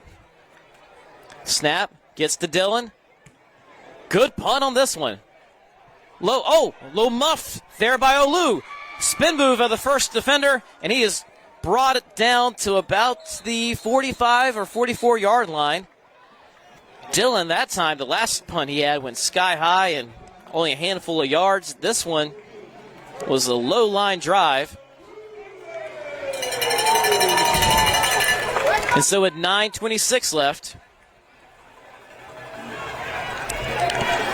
Wake Forest takes over with a lead. Probably the best thing about that punt was it was tough to handle for Alou.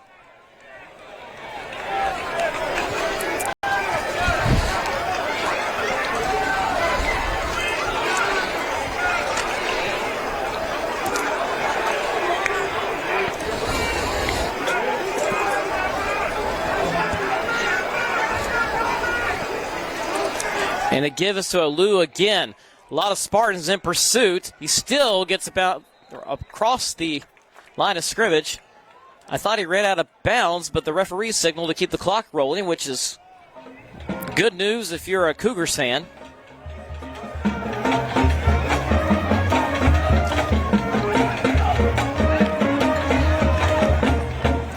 Two yards there. He was pursued from the backside by Elisha Roberts. We've mentioned his name quite a few times tonight, the senior linebacker, number 4. Expect a lot more on the ground here. It's Wake Forest. Now 8:44 left in the game. The clock is on their side. Alou around the left-hand side. It is so hard for one person to bring him down. And Roberts is the second man there to help stop that run. Ball at the 48. It'll be, actually no, 49 is where they'll mark it. 3rd and 6.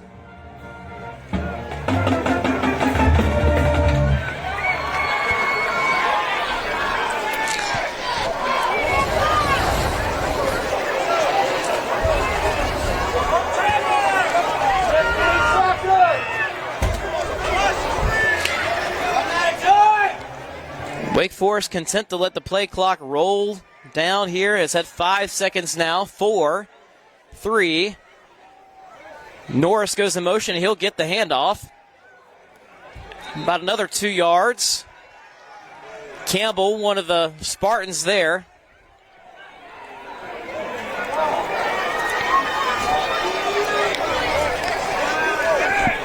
.733 left in the game. Again, the clock is Wake Forest's friend. They'll run out the punting unit. I thought for a second they might try to line up for a snap, maybe not actually intend to snap it, but try to draw Southern Durham offside. But honestly, tonight, Southern Durham's had trouble jumping offside on these punts. They don't this time. Helfrich gets it away. It hits inside the 25 and will take a decent roll to the 18.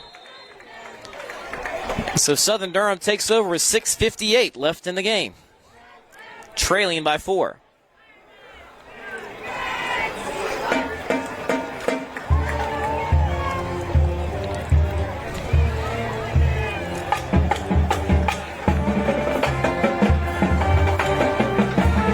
In this half, Southern Durham has had to punt on all 3 of its drives. This will be this 4th drive.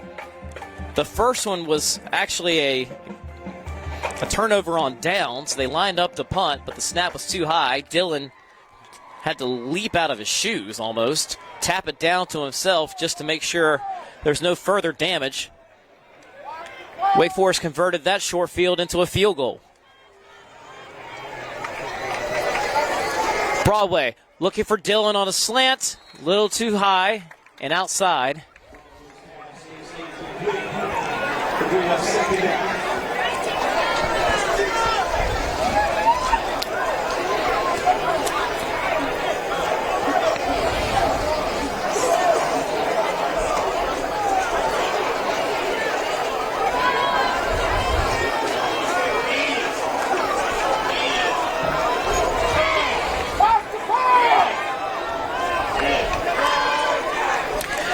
In the air again to Dillon, dropped.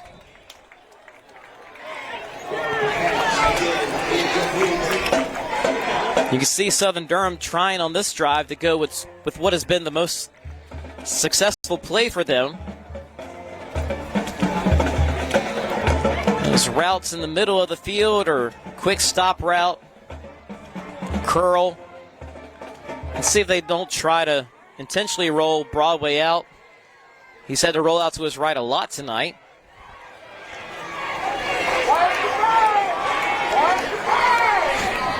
And this is 3rd and 10.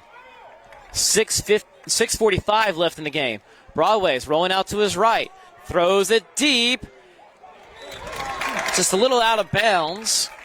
Van tried to keep his feet in bounds, but there was no way he could do both things, catch the ball and remain in bounds. 6:38 on the clock. There's a timeout on the field. I don't think either team took a timeout. I see now, an injured player near the sideline. It's a Wake Forest player. Broadway 3 incompletions there on that drive.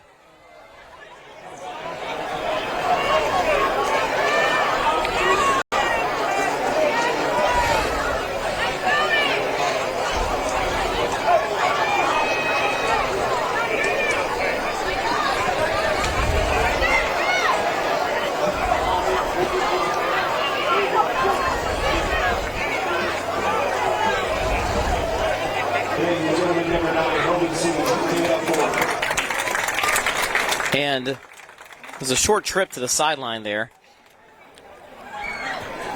for Holden Sweeney, one of the captains of Wake Forest, number 9. Olu is back to receive for Wake Forest. 6:38 on the clock. Dillon to punt for Southern Durham.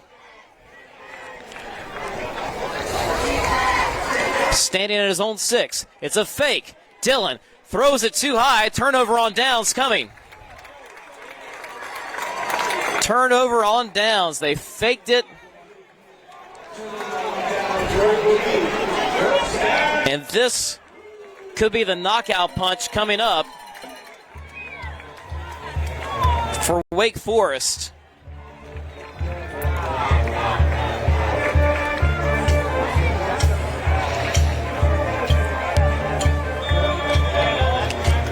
He was open in the flat. That was number 18 on the move, Jaden Bowman.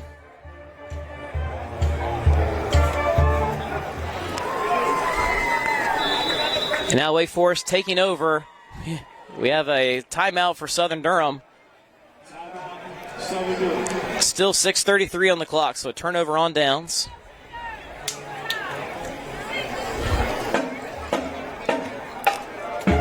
That last drive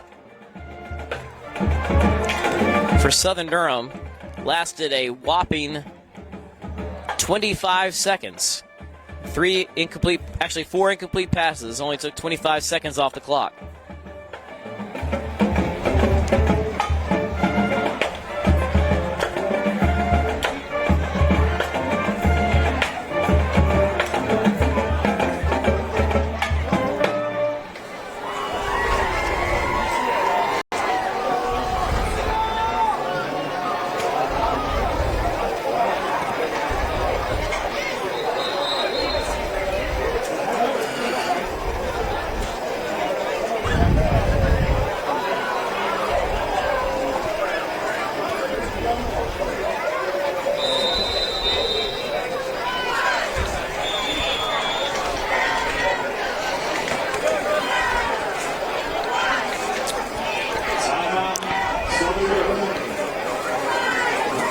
They signaled timeout again for Southern Durham, and that's the second time that's happened tonight.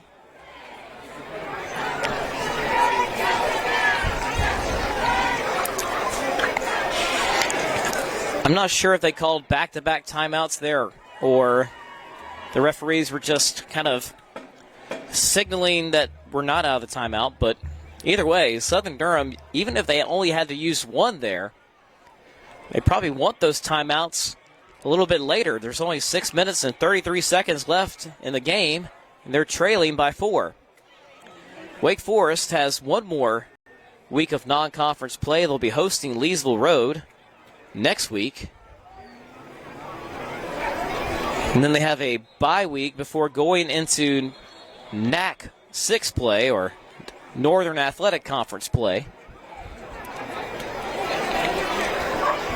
Still looks like Rolesville is the team to beat in that league. Again, with Southern Durham, the team they have to beat to win Northern Lakes will be next week against Vance County. Another short field for Wake Forest. They've gotten 10 points the last couple times that Southern Durham has set them up this close. The give is to Olu. And again, the Spartans doing everything they can to make Olu work for that yardage. And the good thing about a runner like Olu is he likes to pound it between the tackles,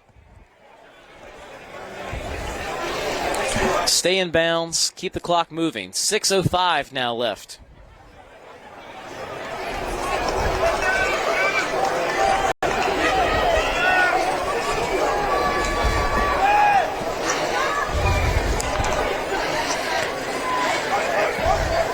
Norris on the end around.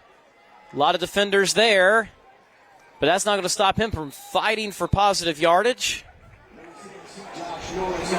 He gets another 2 or 3. This will be a 3rd and 6.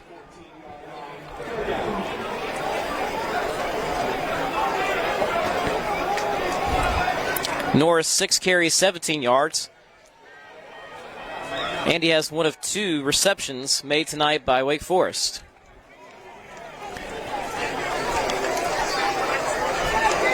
Again, a knockout punch would be scoring a touchdown here. 3rd and 6 for Wake Forest. The give this time is to, I believe that's Baz Knight. Nope, that's Olu, number 8. Number 8 and number 2, jersey numbers kind of looking the same. That's the 30th carry from Micah Olu. He loses a yard, 129 on the day. 2 touchdowns.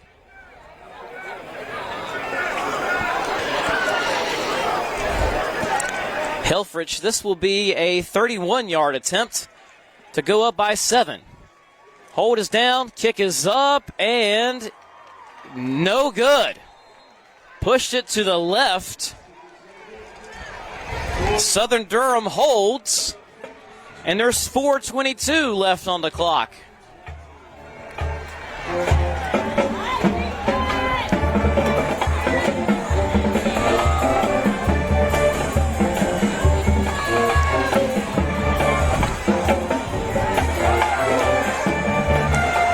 They were able to run off 2 minutes and 11 seconds.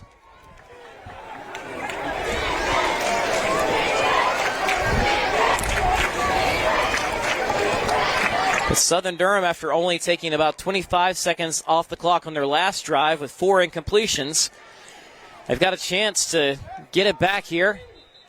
And what else could happen before the snap but a penalty? It seems as though this has happened.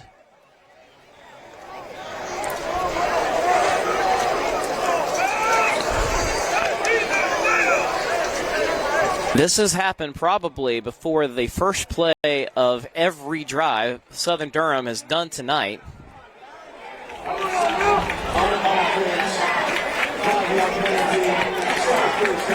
13 penalties now. And it puts them in a further into a hole here. 1st and 15 at the 15. Broadway. Boy, no one is open except now over the middle. There's Henderson, and he drops it.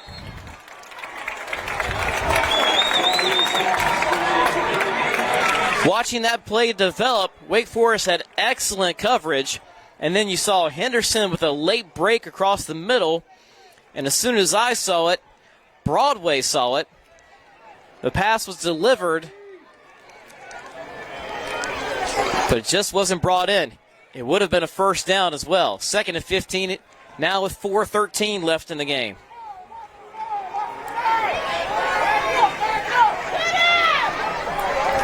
Broadway, boy, he airs this one out, and it is complete to Jonathan Dillon. 20-10, the Spartans take the lead. 85 yards.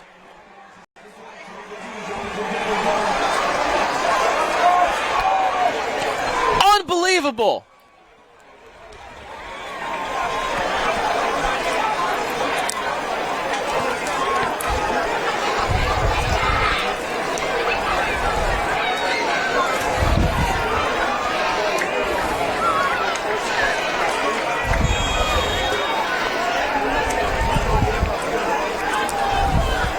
Two-point conversion here for Southern Durham. An extra point will make it a three-point game, but that's just not been reliable enough tonight. Dillon tries to stop in reverse field, and he's going to be brought down for a loss, so the two-point conversion is not going to work out this time.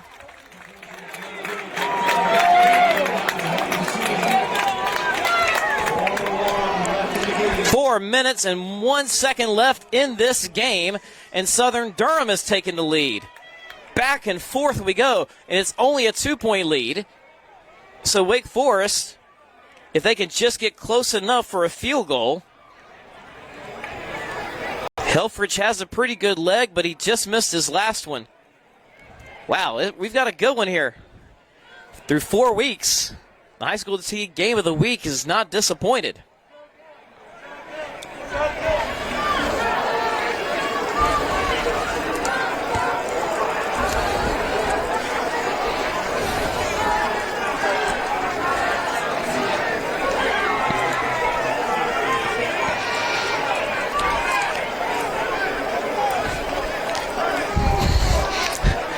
I want to say Broadway had probably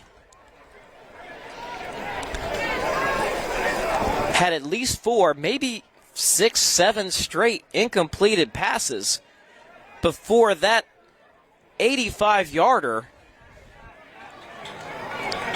got hauled in.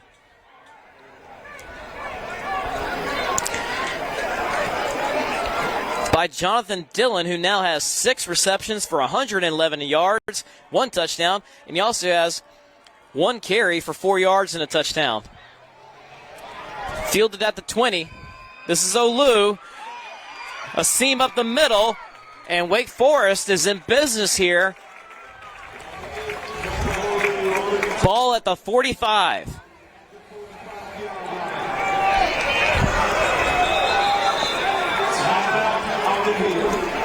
That last drive for Southern Durham took all of 21 seconds.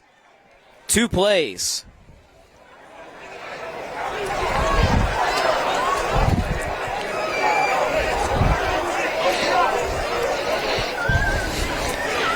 Out of nowhere, Wake Forest secondary has been so good tonight, but all of a sudden, Dillon blows the cover off the top, and Broadway leads them perfectly.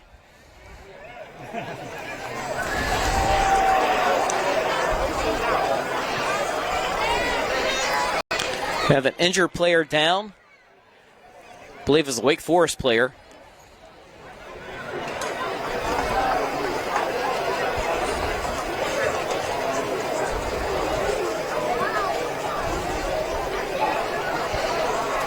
Score update.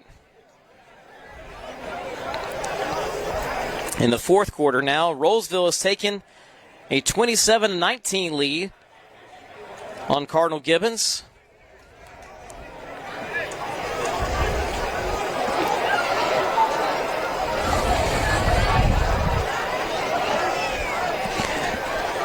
That is number 13 hosting number 11 in the state.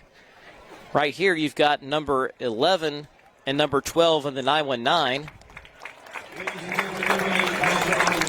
This is not good for Wake Forest, as Micah Olu is the one who's injured. Seems to be favoring his ankle. Now he has to be helped off a little bit. Actually, a lot of help here.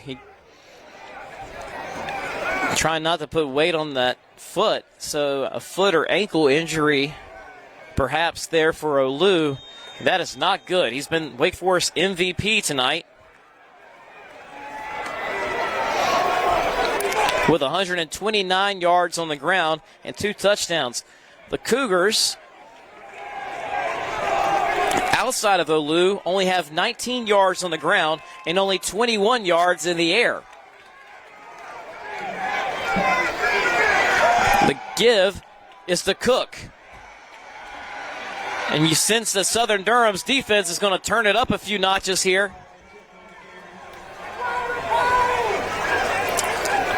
Amare Cook. Tackled for no gain. First one there, number 45. He's having himself a heck of a game. Trevor Great. That's Great, G-R-A-T-E. Tonight he has had a great game, G-R-E-A-T.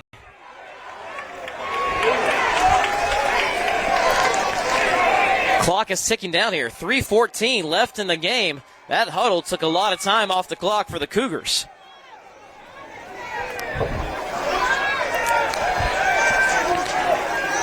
The give is to Norris. Down the right side he goes. He slips one tackler, fighting close to a first down marker. Not quite there.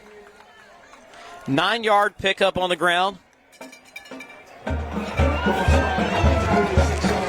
Second and 1. Ball at the 46-yard line. They're in Southern Durham territory. 2:39 left in the game. I'll do my best to keep you updated all the time with every snap. As now this clock that was Wake Forest's friend a few drives earlier is now switched it up. They become friends with Southern Durham instead. Swings it out as a pass dropped. It is a forward pass, so it'll be incomplete. Even if it had been completed, honestly, probably a good thing that Joshua Basnight didn't reel that in. The clock would have kept moving. They would have lost yardage. 4th and 1. 2:12 left. Jumbo package coming in for the Cougars. They need a yard. And if they don't get it here, it's very hard to see how they can hold on to, how they can come back to win this game. I think they have all their timeouts. That might be the only thing working in their favor. But there goes one. That's a big one. Timeout, Wake Forest. Again, 2 minutes, 12 seconds left. Southern Durham with a lead. They did not lead in this game until they returned to kickoff with 3 minutes and 21 seconds left in the third quarter. Wake Forest kicked a field goal. Actually, no, had a short touchdown run and took the lead back with 11:30 left in the fourth. But an 85-yard touchdown pass from Tyson Broadway to Jonathan Dillon. With 4:01 left in the game, puts the Spartans up by the score you see now, 26-24.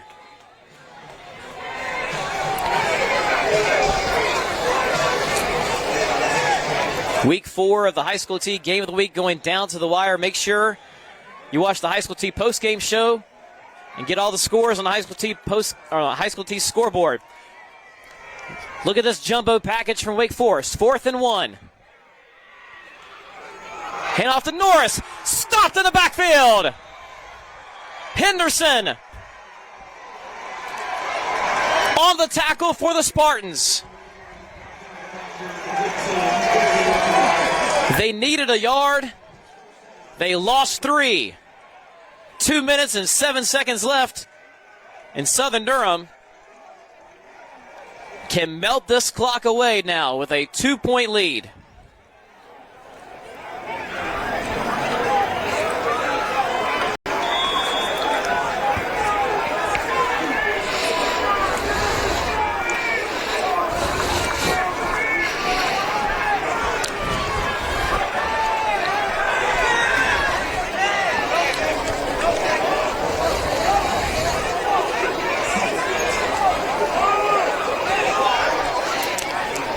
Run here. Southern Durham does not have to try to move the sticks at all. And a flag comes in. Baldwin on the carry. Gets about a yard.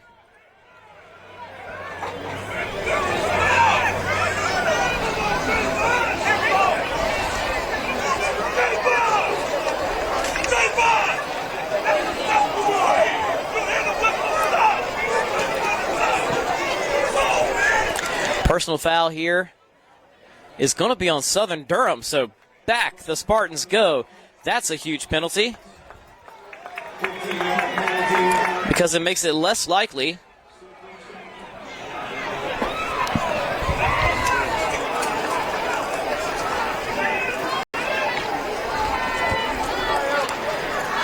Now Southern Durham can get a first down and kind of end the game. 1 minute and 59 seconds left.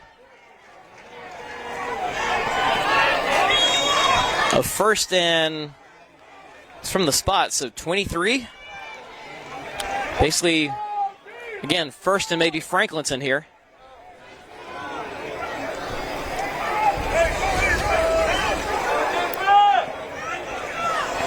Wake Forest showing blitz. Baldwin on the run. He's tackled for a gain of about 3 or 4 and a timeout immediately there by Wake Forest.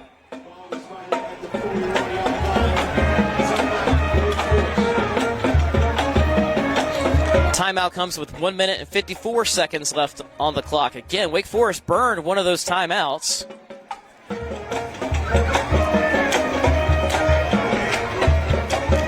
Trying to set up that 4th and 1 play. I believe they still have one left, so they get a 3rd down stop here. Looks like it's about 3rd and 19. If they get a stop here, then they can use that last timeout, and they'll have another chance to try to come back and take the lead. But again, time is running low. 1 minute, 54 seconds left in the game.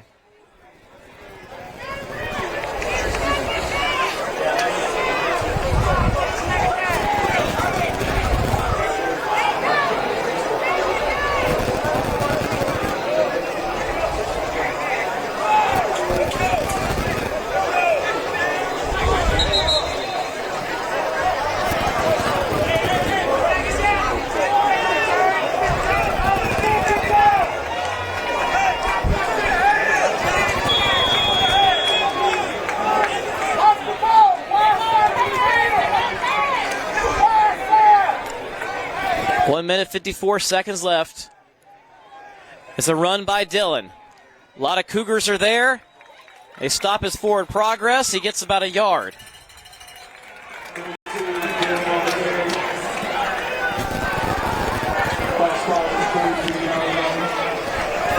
So I believe now Wake Forest has run out of timeouts because the clock is still ticking. 1 minute and 30 left now. 23 on the play clock, so Southern Durham can roll this down to almost a minute. Wake Forest probably also trying to send the house here, given how some of these snaps have been tonight. For Southern Durham, let's see what happens. Snap is good.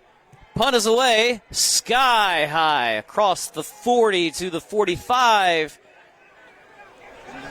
Southern Durham jumps on it. Probably could have just let it sit there for a while. So the referee blew the whistle. Last gasp for Wake Forest coming up. Ball is on the 34. 57.9 seconds left.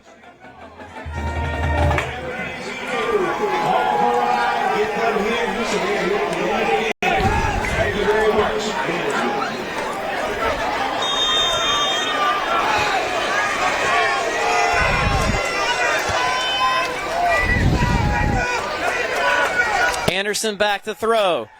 Looking, got his man, and out of bounds. First down, 13-yard pickup. That's Herbert Pringle, his first catch of the day.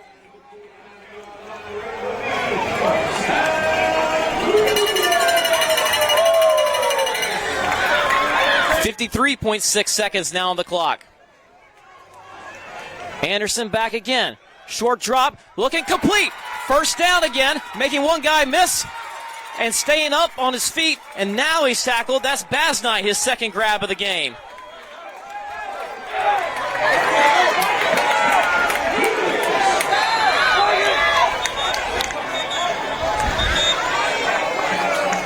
Southern Durham takes a timeout. 42.7 seconds left. The ball now is on the 37-yard line.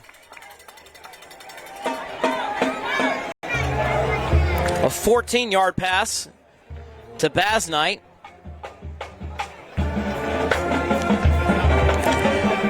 Immediately after a 14-yard pass to Herbert Pringle. And just like that, quarterback Joe Anderson has doubled the number of completed passes tonight. He was 2 of 7 entering this drive for only 21 yards. He now stands at 4 of 9 for 49 yards. Southern Durham's coaches clearly saying, whoa, hey, let's fix this coverage because these guys shouldn't be open. They haven't been open all game, and all of a sudden, we're giving them some soft spots in the defense. Again, 42.7 seconds left. Wake Forest does have a kicker that with a good leg, even though Helfrich is 1 of 2 on field goals tonight. Anderson, throw it over the middle, complete to Basnight. Down at about the 21-yard line, first down. 16-yard pass. Spiked by Anderson. Stops the clock with 35.2 seconds left.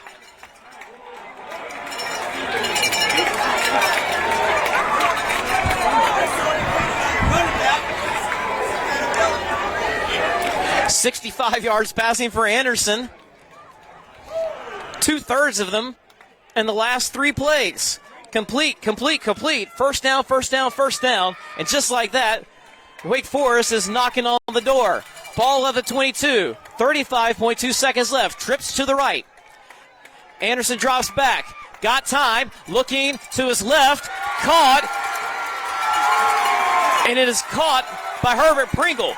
Pringle stepped out of bounds and came back in. No penalty. 30.2 seconds left on the clock. That's a 12-yard pass. The only way it would be fine, I think the officials having this conversation with some of the Southern Durham defensive backs, is if the Southern Durham player pushed Pringle out of bounds, then Pringle is allowed to fight his way back in bounds and touch the ball. The two were battling for position. Pringle was out of bounds, came back in and caught it. And now it's a 1st and goal at the 10. 30.2 seconds left. Flag comes in late. And that is, they didn't get the next play off in time. Delay of game. 1st and goal at the 15 now. 30.2 seconds left in the game.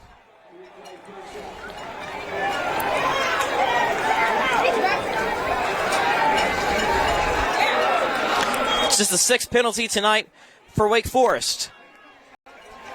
A field goal or touchdown will win it. They have no timeouts left. Shotgun formation with trips to the left again for Anderson. It's a give to Norris up the middle. He gets into the middle of the field. And they're going to run the field goal unit onto the clock, out onto the field. 22.6 seconds left. Southern Durham, there seems to be some commotion. They think may have been a fumble, but Norris only gets a few yards, gets into the middle of the field. This is going to set up Helfrich. 18 seconds left. This will be a 31-yarder in the middle of the field. 12, 11, snap. Hold us down. Blocked! Blocked by Southern Durham! The Spartans will hold on to win!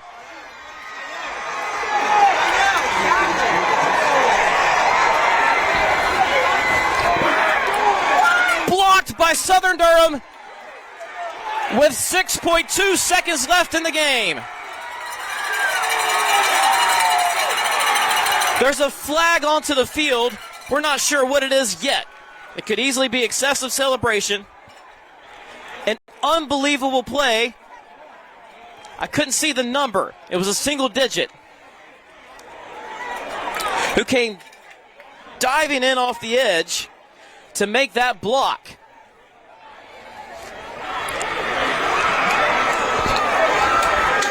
A 31-yard attempt blocked by Southern Durham.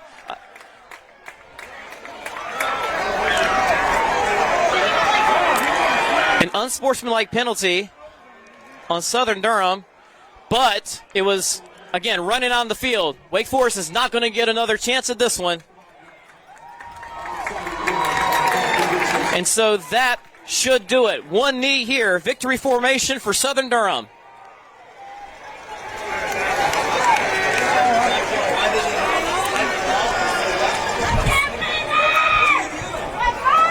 Wake Forest got the ball into the middle of the field. Try to set up Helfrich for the kick. And Southern Durham brought a few extra guys off that edge to block it and save the game and save the win for the Spartans. 2-1. That's a final score. Wow. Southern Durham 26, Wake Forest 24. The Spartans move to 3-1 on the season. The Cougars fall to 1-3. What a game. Let's give you some quick stats as we can best do it here in crunch time.